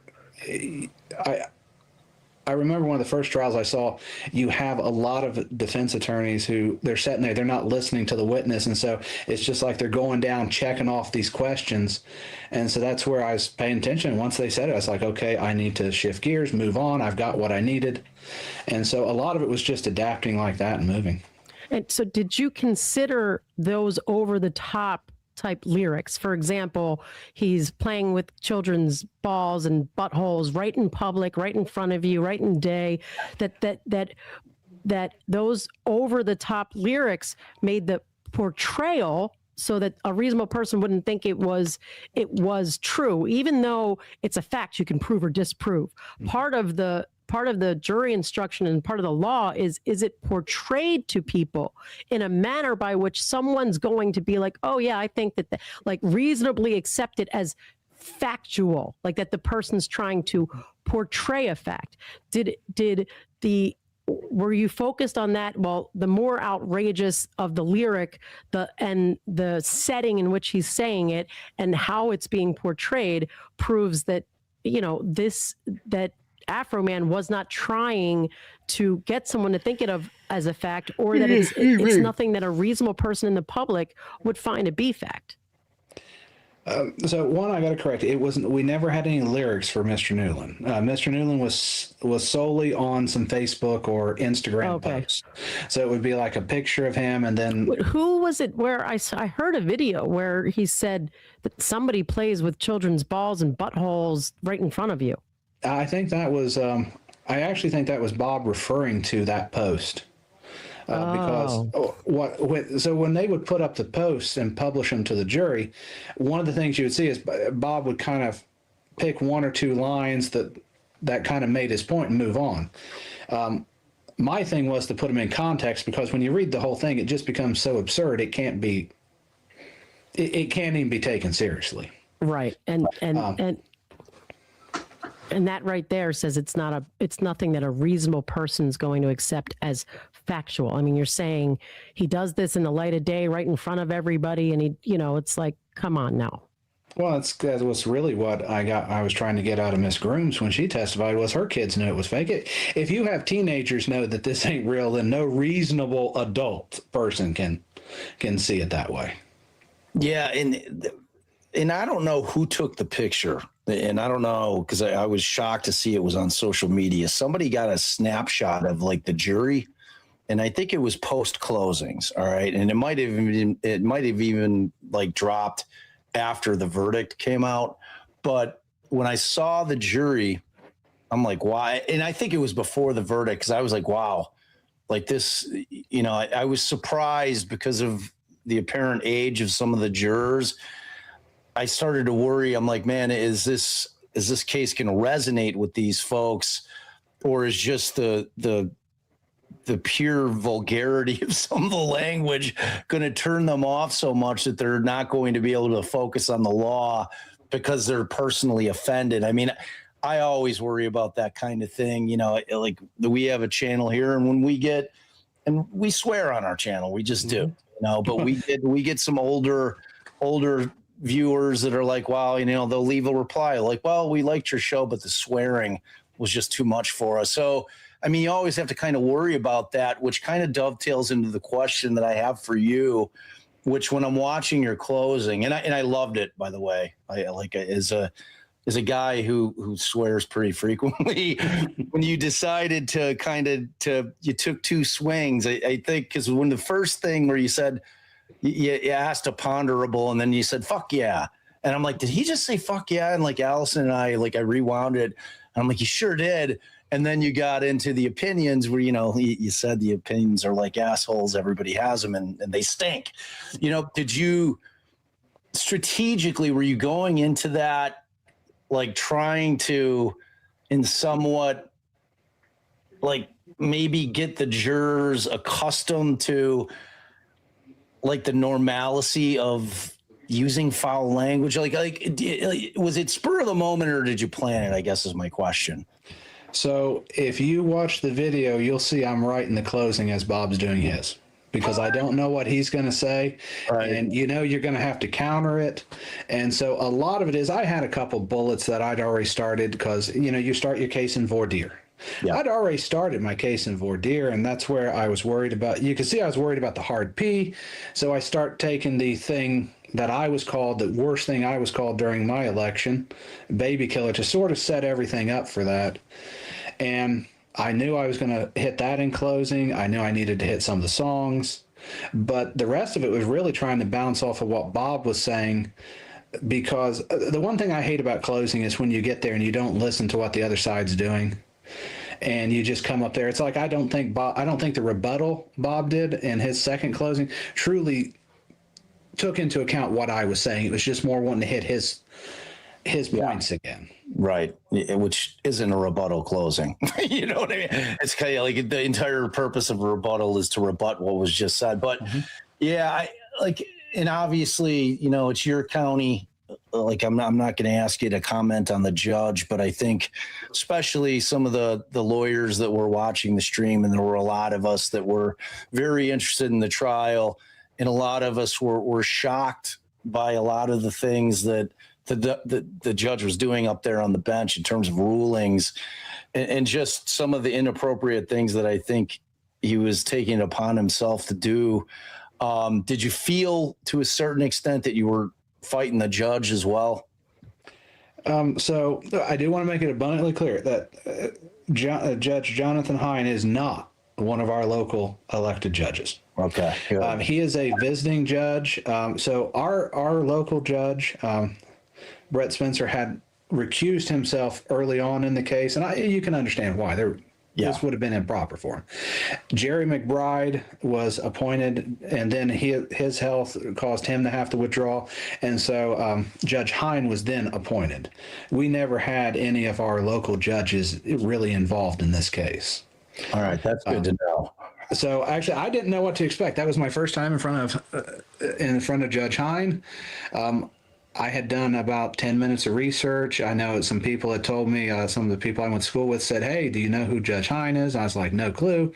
And they're like, "Just make sure you watch your eyes, cross your T's, be ready to, be ready to argue your case and be ready." So I took that to heart and kind of did a little extra prep for that. Well, then, and for those of you out there who maybe didn't watch the trial super closely, I was shocked. I have never seen how the judge would cut you off. Yep. And try almost sort of like from openings. Yep. He cut you off and he called you out on the sending a message and gave a curative instruction, even though no one asked for it, in the middle of your opening. And in closing, in closing, the prosecutor kept hammering home how they needed to make a statement. They needed to tell everybody, they needed to tell Foreman that this community is not going to accept this. Send a message. And I'm going, where's the curative instruction, Your Honor? Where is stopping him? From the jump, did that put you off? I think if the judge would have let me continue on my opening, he would have understood what I was trying to do. A lot of people thought that this case was about lemon pound cake. It's a little bit about lemon pound cake. That had already been decided. The image was not. We were solely on what was said in posts and that one video, which should never. Yeah, that's a whole nother talk. But that was what it was about. And so I think I wanted the jury to understand we're not talking about their image, because it was. And even online, when my son talks about it, he's like, "Well, are they suing over their image?" I'm like, that was done really early. This was now about what he said, the words. And I wanted to try to let the jury know that. And I think that's what, when the judge cut me off, I think if he would have gave me a little more time, he would have seen where I was going, because I wanted them to know that, because I was afraid they're going to focus on this whole idea of using their image, using the video footage, and kind of miss what we were really trying the case about. But did you notice in the prosecution's closing how much he employed the jurors to send a message? I did, and I will say that I thought that was. I try to be very nice. I'm still a gentleman. So when I say some things I feel bad about, but it's like when he started talking about God, I was just like, oh my God, that is not, you don't really do that. That's on my list. So for everybody out there, I can't remember, was that closing or opening where he said that to the jury? I remember in closing, but then again, I think it was in closing as well. And we're going to talk about the juror who is listening backstage. But for anyone out there who doesn't know, in closing, the plaintiff's attorney said, you guys are chosen by a higher power to be here. I mean, he basically said you're chosen by God and it's you that has to make this decision and God wants you to make it. Did that floor you? That's a lot. That surprised me. I mean, how many times you get in law school and the law doesn't follow things like that. I mean, unfortunately, while we all want to be nice people, we're to uphold the law, not to do that. So I felt when he was going that route, I was just like, I don't know what he's getting at, because I think that confuses a lot of issues with it where, we don't have to agree with what Mr. Foreman did. We don't have to find it tasteful, but it's a question of legality, not morals. Right.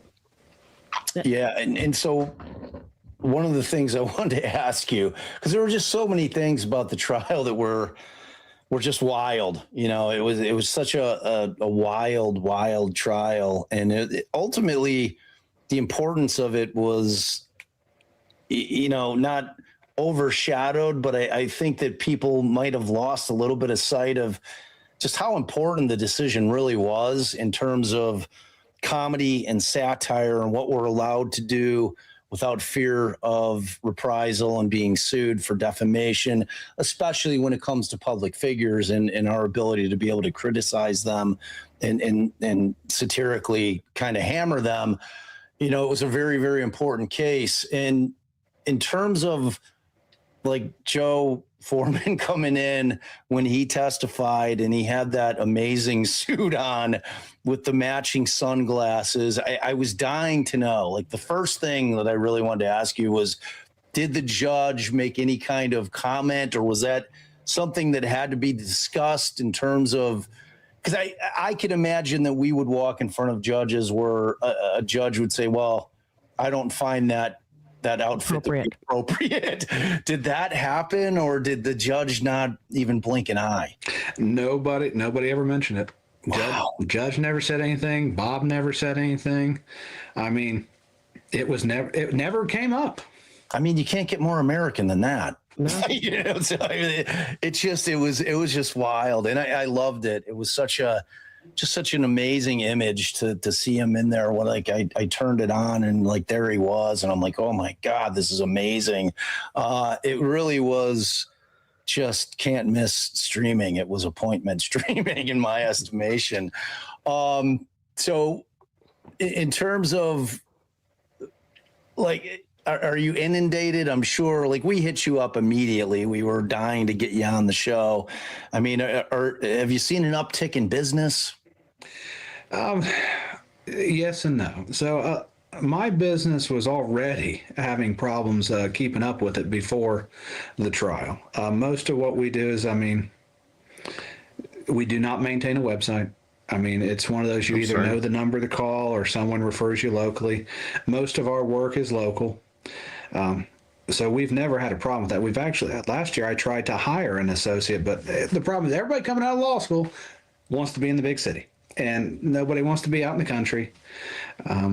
Everybody tells me they want to be able to get Chinese at 2:00 in the morning. I'm like, that's fine. You can do it here. You just got to make sure you got it at 5 and put it in the fridge. But now we've seen an uptake in phone calls, and I'm sure it will translate into an uptake in business, but we really didn't need it. We were doing really well. Did you notice, I don't know how active you are on social media, but a Colorado Adams County Sheriff Department had to do a special social media post telling people, because of all the hate calls and emails that they got saying, hey, no, we are in Colorado. We are not in Ohio. My son is in social media, so most of my social media comes from him. I just created an Instagram account a couple days ago so that my son can teach me how to do social media. Other than that, Facebook's all I ever did, because when I was traveling, I would dump all my photos on there so my family could see where I was at. Right. So did you know that the Colorado Adams County Sheriff's Department had this huge issue? It was a good they were video. inundated with the hate calls and the emails? I didn't know until my son sent me the link. Oh, he did. Okay. We talked about the judge like cutting you off and opening, but obviously it didn't stop there. We had like when Brian Newland was on the stand, the judge sua sponte objected and raised hearsay issues when you asked him about like policies and stuff. Is that can you tell the people out there listening, how normal is it in your experience for a judge to be sua sponte objecting and raising specific objections that the other side's not doing? To a certain point, our judges down here do that. To a point, I know I've had Mr. Spencer kind of say, "Mr. Osborne, move it along, get to your point." As you can see, I sometimes get long-winded, so he is very much keeping me on task. It does happen, just never to that degree. That was the first time it has happened to that degree. And I mean, he even asked you, like you were asking about Newland's brother's charges.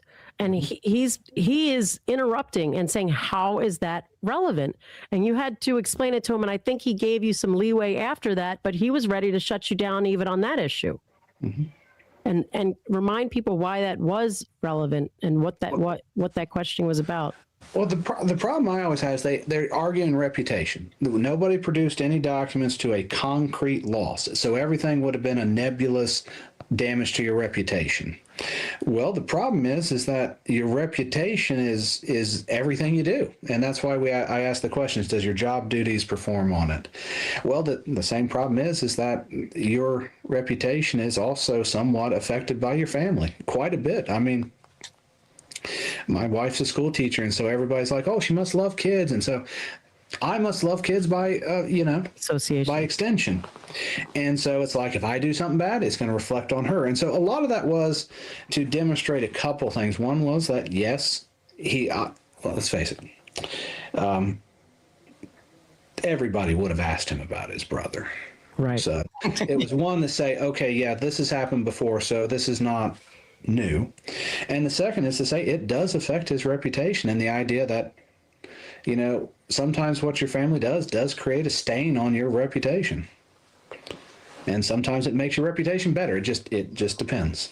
I was shocked because he denied even knowing what his brother was charged with, which was, it sounds like sending some sort of inappropriate material to juveniles. Is that what it was?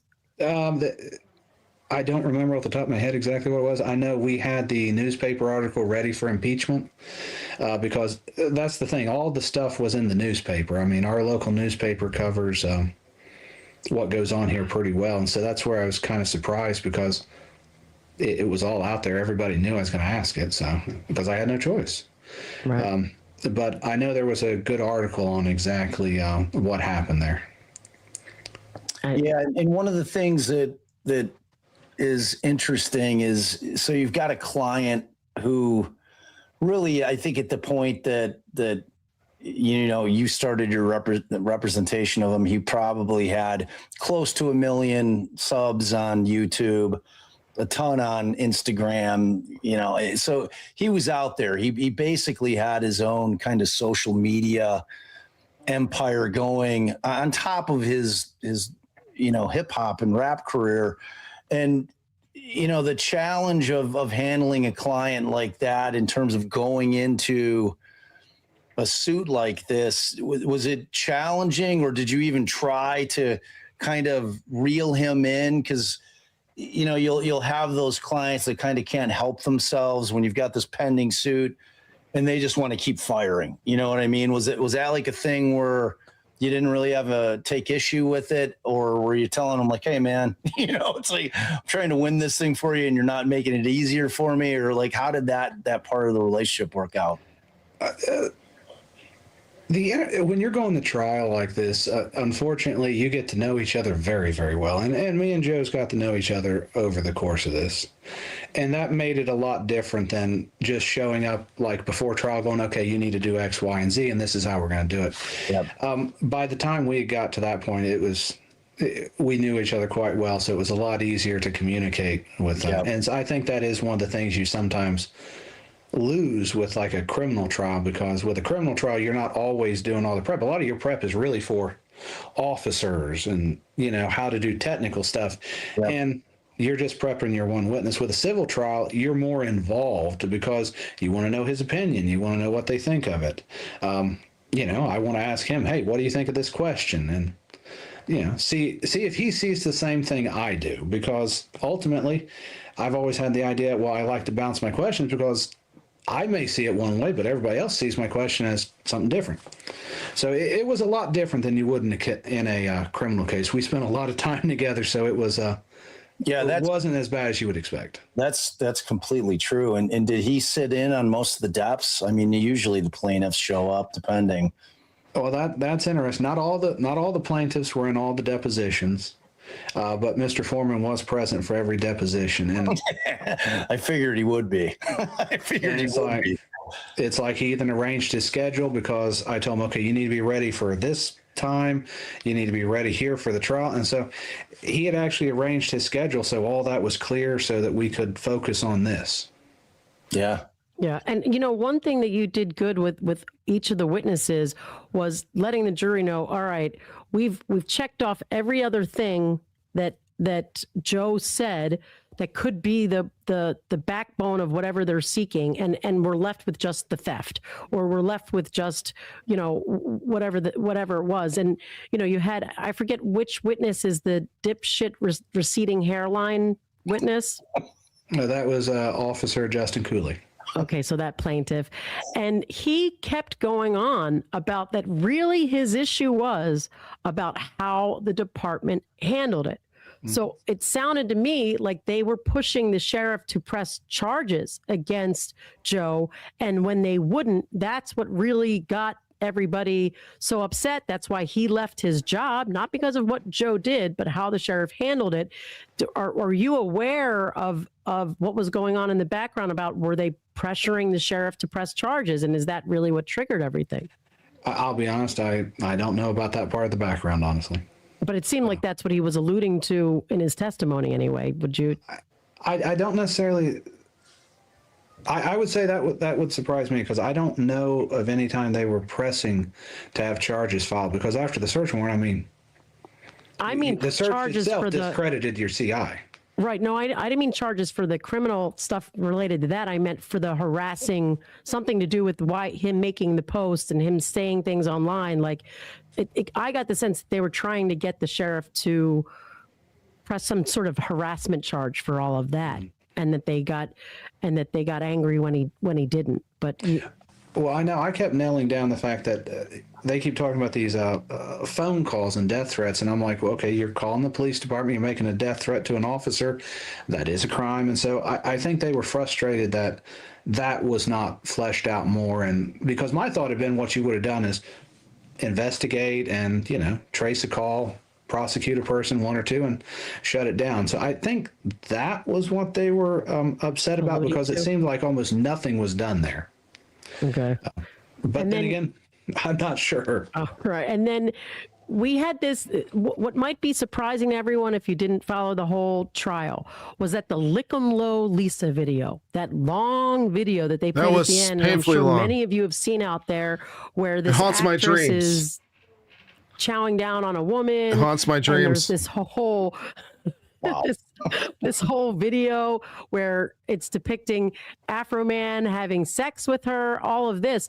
That was not part of the lawsuit because it was done only days before.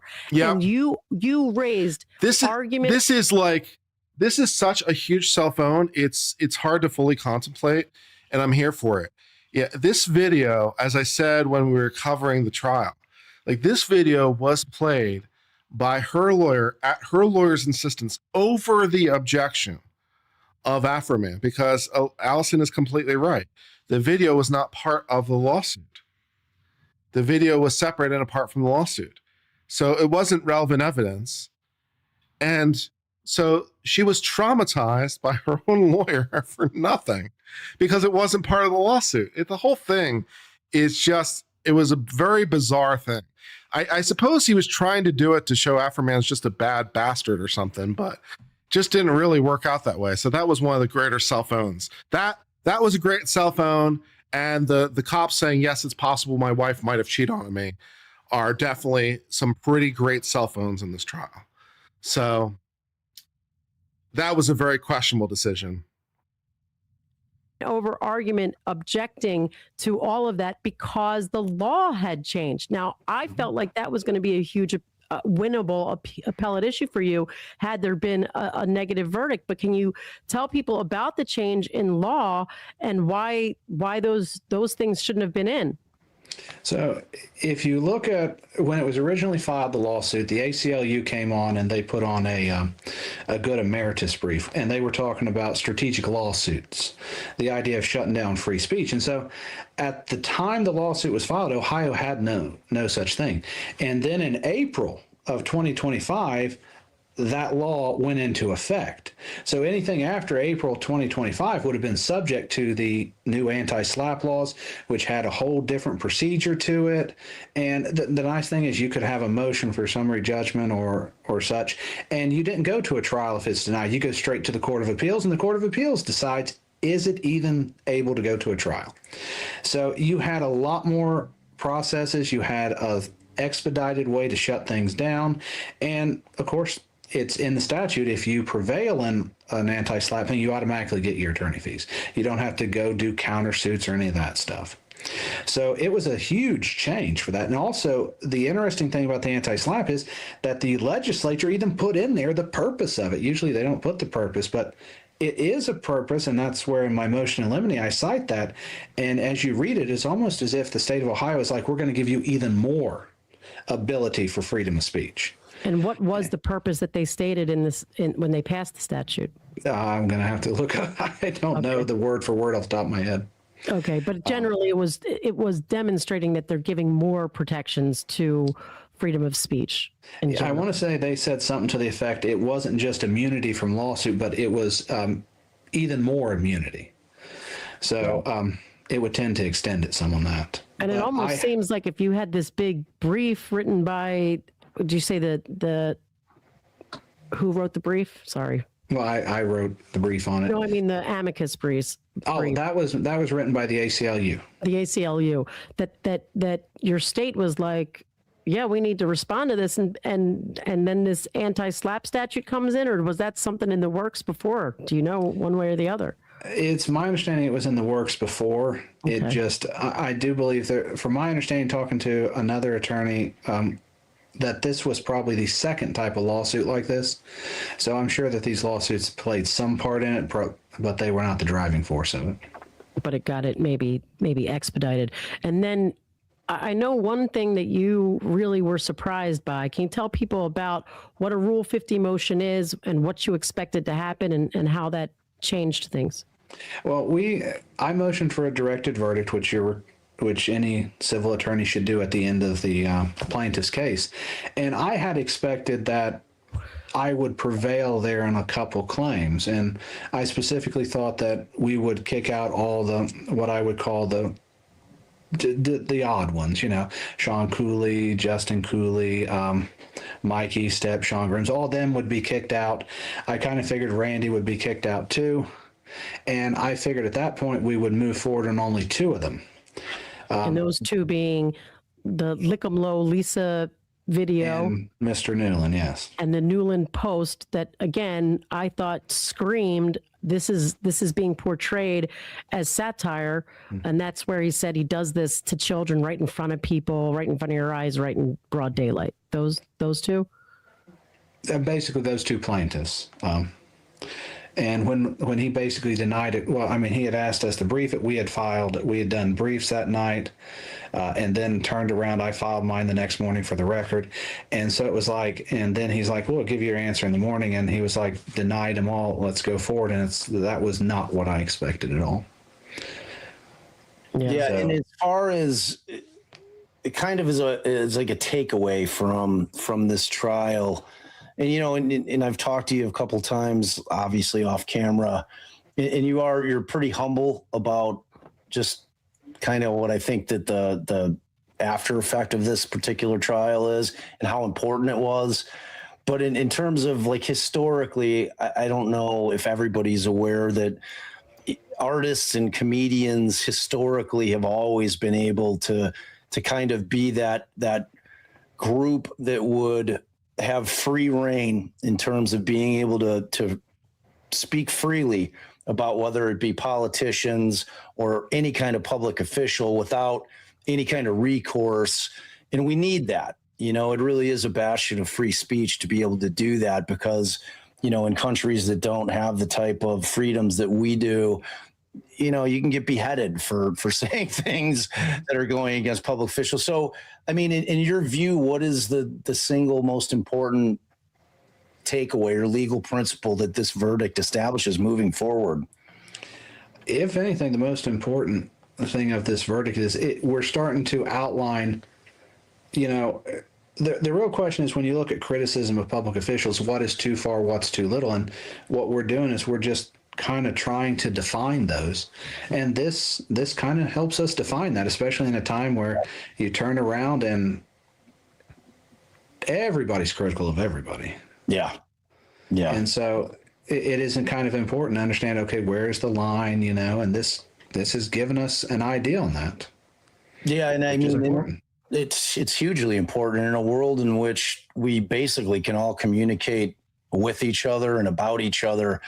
And the world can see it with social media. I mean, when you live in such a different world, whereas you almost have access to anybody, you know, if you put your mind to it, I think it's absolutely critical in terms of starting to carve out, you know, what's too much and you know, like what is that limit that you can push without going too far. So, you know, I think you're absolutely right. I think this carved out a pretty nice delineated line that you can take it pretty far. You know, I mean, you can go out there, you can put it out there. And, you know, I mean, at the end of the day, do you think if they had just paid for the damn door, we would even have been here? Why? So one of the things I would see about it is I ran for political office. People are very critical. And it's one of those things where, why didn't they just move on? I mean, I was not telling a story when I said I had a lady call me a baby killer because I was a Democrat. Right. As I told my wife, I got upset, and then she's like, well, just move on. I'm like, okay. Yeah, I mean, you had, you know, in this case, you had them, you know, making it like the world was seeing them as whiny baby brats because they were letting this get to them. And you have, for example, the theft thing. I mean, that to me was a no-brainer. I mean, two things. He said he had $5,000 in his jacket, and then they collected $4,000. So there alone was his ability to think they may have stolen something, but their own numbers were wrong, and it was only reasonable for him to assume that they stole from him, especially given the fact that they turned off the cameras. So everyone's like, you know, what are you people whining about? Like just whining. And I was surprised that the judge didn't take all those counts and say, all right, well, as a matter of law, you know, they did not establish that he, meaning your client, had any reason to know that was false, that he almost had every reason to think that was true. And Well, it kind of, that's what I never understood about Bob, because Bob kept going on this idea he left the search warrant, you know, Mr. Newland left the search warrant returned, but it was never amended. So even the court documents show that more money was taken than what was returned. And well, how many times are we told, okay, if you screw something up, put in your amended motion or amended thing, clean it up? It just seemed odd they didn't do that. Right. Or lazy more than anything else, because they're less nefarious, more laziness on that. I mean, but the one thing that's got everybody sort of up in arms, and I'm shocked, so I'm dying to ask you this. The judge's order where he grants He says that the parties have to split the costs. Was that something that was ever discussed in court beforehand? Were you expecting it? And is this just like filing fees costs, or are they grouping in deposition fees or something outrageous? No, each party had to bear their own attorney costs. Each party had to bear their deposition costs. Those were all costs that they had to bear. It's my understanding this would just pertain to court costs, and this is the. Now, in divorce cases, I see it all the time. You split it between the parties. This is the first time I've ever seen this, and actually, I'm still researching it to learn more about it because I've never seen it before. Because the statute, and we looked at your Ohio statute or your civil rules of civil procedure, specifically says that costs are to go to the prevailing party, which would be your client in this case, unless the judge orders otherwise. But I mean, I didn't look at it, but beyond that, but his wording in that order. And for those of you that don't know, I'll just read it here because, babe, you sent it to me. I mean, the wording that he gives is just it's so surprising. It was very that's where he's going with it. He says that terse. It was terse and unsupported. Wait, me or him? No, it's just the document. Oh, me. Oh, so that based upon the relative merits of the case and the justability of the claims, costs are divided 1/2 to plaintiff and 1/2 to defendant foreman. So what kind of statement is he making there with those? Because it's supposed to go to the prevailing party. What do you take of that language? Well, the rule does allow the judge to do something different, and that's why I'm still researching it because, like I said, I've never seen it before, so I need to research that and see if there's ever been case law on it, if there's a test the judge is supposed to go through. Right. That's what I'm still looking at because it was a surprise to me. But it sounds like your understanding is that would be the whatever couple of $100 that a plaintiff has to pay when they file a complaint, and that. Well, a couple $100 to file the complaint. The question becomes the cost of the jury, the cost of everything. So it's more than just the filing fee. It would be the entire cost of the case. So it would include the cost that the county pays for a jury. Mm-hmm. Wow. That is shocking to me. Yeah, that is shocking. I've never, ever seen anything like that. I've never seen it either. I've seen it be service fees, the cost of service, the cost of, the filing fees. Yeah. Right. But not, it would be very unusual to include deposition fees, which it sounds like you're saying that's not included. No, those were not paid through the court. Those were paid privately. Each party had to pay for their own cost of the deposition and the transcript and video recording and everything. What kind of fees do you know? Have any idea what how much this number could be? Well, I know usually when you file a civil case in our court, it's a $300 filing fee. The jury deposit is $600, and they bill against that, and you get the excess from that. Okay, so would each plaintiff have had to pay $300, or would be since they were all filed together in the same complaint? It's one filing fee. Yes, and that's usually why we get to it where I tell everybody it's the same for one claim or 70 claims. So we're talking $900 at the end of the day. That would have been to start the case, and then of course there would be costs on top of that. And those costs do you know what type of cost that would cover? You would have certified mail costs, service costs. I mean, I sent subpoenas and had them delivered by the sheriff's department. There's costs for that. Every time you file something, there's a cost for that. So is there a procedure in place where you guys are supposed to tally up your costs and submit them to the judge? Has that been discussed at all? That would only be if we were working on attorney fees and stuff, but that would not be in this case. Man, that's great. Like the prevailing party having to fork over cash is crazy to me. I just don't even get it. I'm researching it. Oh man, it's nuts. Do you I've heard rumblings that Bob's talking about appealing. Have you heard anything about potential appeal?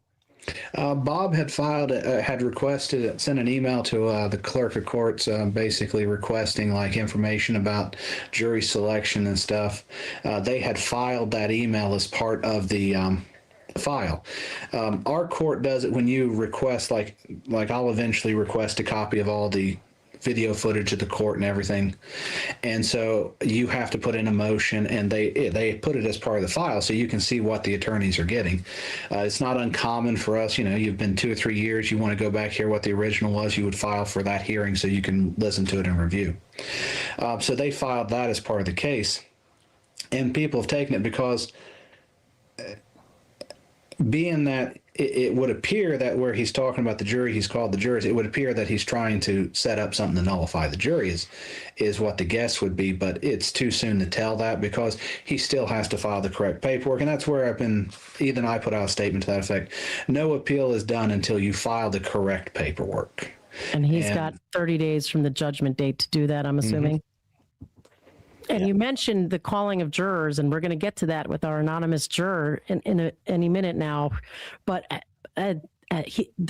the plaintiff's attorney has been calling multiple jurors, and they're not, and jurors are feeling put off by this. Is that your understanding? That is my understanding. I've had a couple call my office, ask me, do they have to talk to them? I mean, there's one thing to run into your jurors, at Walmart or McDonald's and chat a little bit. Hell, I've had defendants, you run into them, when I was a prosecutor, I'd run into them and they'd want to talk about their case. They'd want to talk about it. Yeah. So that's not uncommon, but it's one of those things as a small community, most of our places close at 8 o'clock, Yeah. McDonald's is the only place that stays open. Walmart closes. We're very much the country. At a certain time, everybody goes to sleep. And so it seems odd to be calling people at certain hours of the night. Well, and before we came on, when we were talking, you initially setting this live up and you were talking about, you were going to be back at your house, and that because we had moved it back an hour and you were talking about, you might be on your front porch with your cow pasture behind you. And I was really rooting for that because I wanted nothing more than to have you on your front porch with just this lovely cow pasture with cows out there grazing and mooing. I just thought it's not that beautiful. Trust me, it's nothing but mud. Hey, in my mind it is, man. Right. In my mind, it's picturesque as we can get. Yeah, I think it's man, it's been an amazing run for you. I'm really happy. I mean, the kids, are your kids teenagers? They must be just losing their minds over this thing. I just have the one son, and he's getting ready to graduate college, and so yeah. His thing is, Dad, how can you not be on social media? How can you not see this? I'm like, what do I need to be on social media for? Yeah. Yeah. Well, Nick Starro, who is also a creator and very well respected, says despite the resemblance, what is it? And a lawyer. And a lawyer, sorry. Yes. Despite the resemblance in size and beard, me and Mr. Osborne are not related. He might have Scandinavian DNA, but most of Europe has because of, my ancestors. Any Scandinavian in you? According to the family tree that one of my cousins did, I think we trace back to the Normandy in France. So, all right. I don't think it's Scandinavian by my understanding, but it could be. Okay. Well, Allie from Tennessee says, "Give Afro Man my love." Saw him live at a fraternity house in 2004 or 5 at Old Miss. It was a blast. But Ain't So Jane Plain has a question for you. If I can ask, I think I saw a tear running down Afro Man's face. How was that moment for you hearing the verdict? Great question, Ain't So Plain Jane.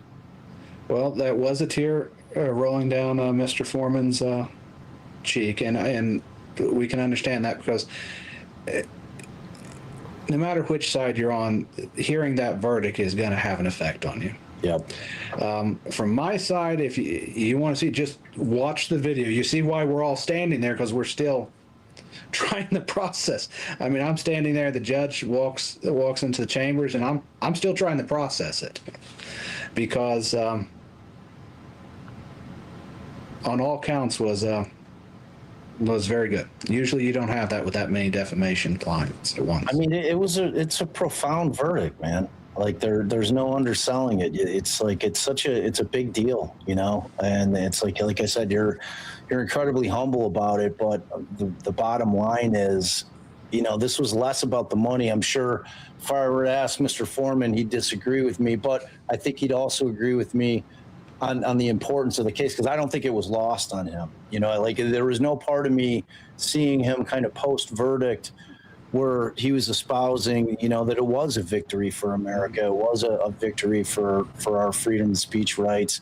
And it was, you know, it was every bit of that, because, you know, when you kind of dig into it and figure out, you know, what we can and can't say in this country. I mean, freedom of speech, it's the First Amendment for a reason, you know, because it's that important to the backbone of this country. So I salute you. I think you did a wonderful job. Yep. On top of that, it was fabulous to watch because it was incredibly entertaining. And man, I just you know, really I salute you, and you really did a wonderful job. And then lastly, let me read Andrea Burkhart's comment. She is also a lawyer, very well respected, and a creator. And she says, "Thank you for the great interview. As a small town lawyer myself, things can be wild, but this was a different level." And well, I will say to her, the one thing I've said to a couple people with small town attorneys, John always told me, and I think it applies in this case, because John Caldwell always told me I need to learn to practice law in a small town. He said small town attorneys can practice in the city, but you can't do it from the big city to the small town. It just does not resonate. And I think if you think about that, I think a lot of your small attorneys, as they watch it, you can sort of see how Bob was having problems with taking the city mentality and applying it to people that just don't think like that. And I told you this off air, but I was shocked at how well I feel like I would have been just like with the judge and the way he was treating you and the things that he was saying, and he making comments to the juries like, well, when a lawyer makes a mistake, I've got to step in and tell you guys the right way, and cutting you off and objecting, and that I would have probably been losing my shit. And you went with it, you flowed with it, you let it bounce off of you, and you adjusted and moved on. And I thought you did an amazing job in that regard, given how challenging that judge was. Well, I mean, that was sort of the choice. You could either sit there and say, okay, well, maybe he's saying I'm right and I'm stupid and I just quit, or you just keep doing the best job you can and roll with the punches, baby. You were rolling with the punches, man. There's no doubt, because that thing that you're talking about, like, it does work that way, where a small town lawyer can go to a big city, because, you know, I mean, you're just going to get swallowed up there. But when you're doing it the other way, and Omaha's not necessarily a small town, but in comparison to Chicago, when we tried that case out there, they hated us, and we weren't from the city. We were actually like 45 miles west. We live around more cornfields than there are in Omaha, but they didn't know that when we came in. They viewed us as big city attorneys, and they hated us, you know, and they felt like we couldn't relate to them. And that was the way that the kind of media pushed us. So yeah, I mean, there's a lot of truth in what you're saying about that, because you know, and it's just the folks, it's the jurors that you really need to be able to resonate with at the end of the day. And you know, I think there's that disconnect. Right. And speaking of the jurors, so we're gonna bring our anonymous juror in, but you know, and the jurors, she's staying anonymous because of the fear of backlash. Now, how reasonable do you think that fear is, given your community and the plaintiffs involved? I can understand it. I myself am not too worried about it myself, although I am still driving the speed limit. So, but I'll be honest, that's been a problem for years. Old Leadfoot. There's old Leadfoot Osborne again. There is a reason why I have cruise control now. But you can understand that why there is a need for anonymity in this situation. There is a lot of worry about it. I mean, it is one of those where I can understand the worry about it. I mean, if I was in a different position, I might worry similarly. But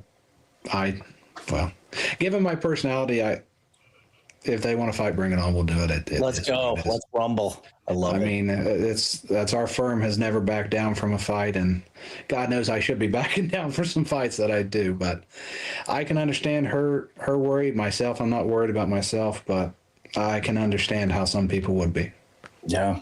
Yeah. I mean, it seems like these police are not above something retaliatory with the way all of this is played out. Yeah, well, I would hope not. That we are at a time where the community needs to heal. We need to move forward. We need to change things and just heal. And retaliation is not going to do anything but make it worse, because, and that's where I'm hoping it doesn't happen. And I hope we're all just worried for nothing, because ultimately that's not going to help us rebuild as a community.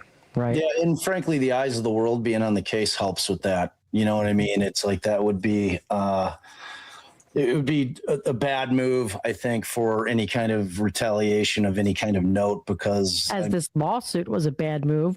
Right, we'd be all over it. You know. Well, I mean, this lawsuit was a perfect example of why you sat down and you explained to your client that once you file a lawsuit, it takes on a life of its own. Mm-hmm. Yep. And you can lose control, and sometimes it's better to let sleeping dogs lie. I mean, there's so many times you talk to your client and you're like, do you really want to kick this rock? Yeah. And sometimes they say, no, it's not worth the cost. Sometimes they don't. And really, sometimes that's what you're trying to do, is just trying to get them to calm down and understand.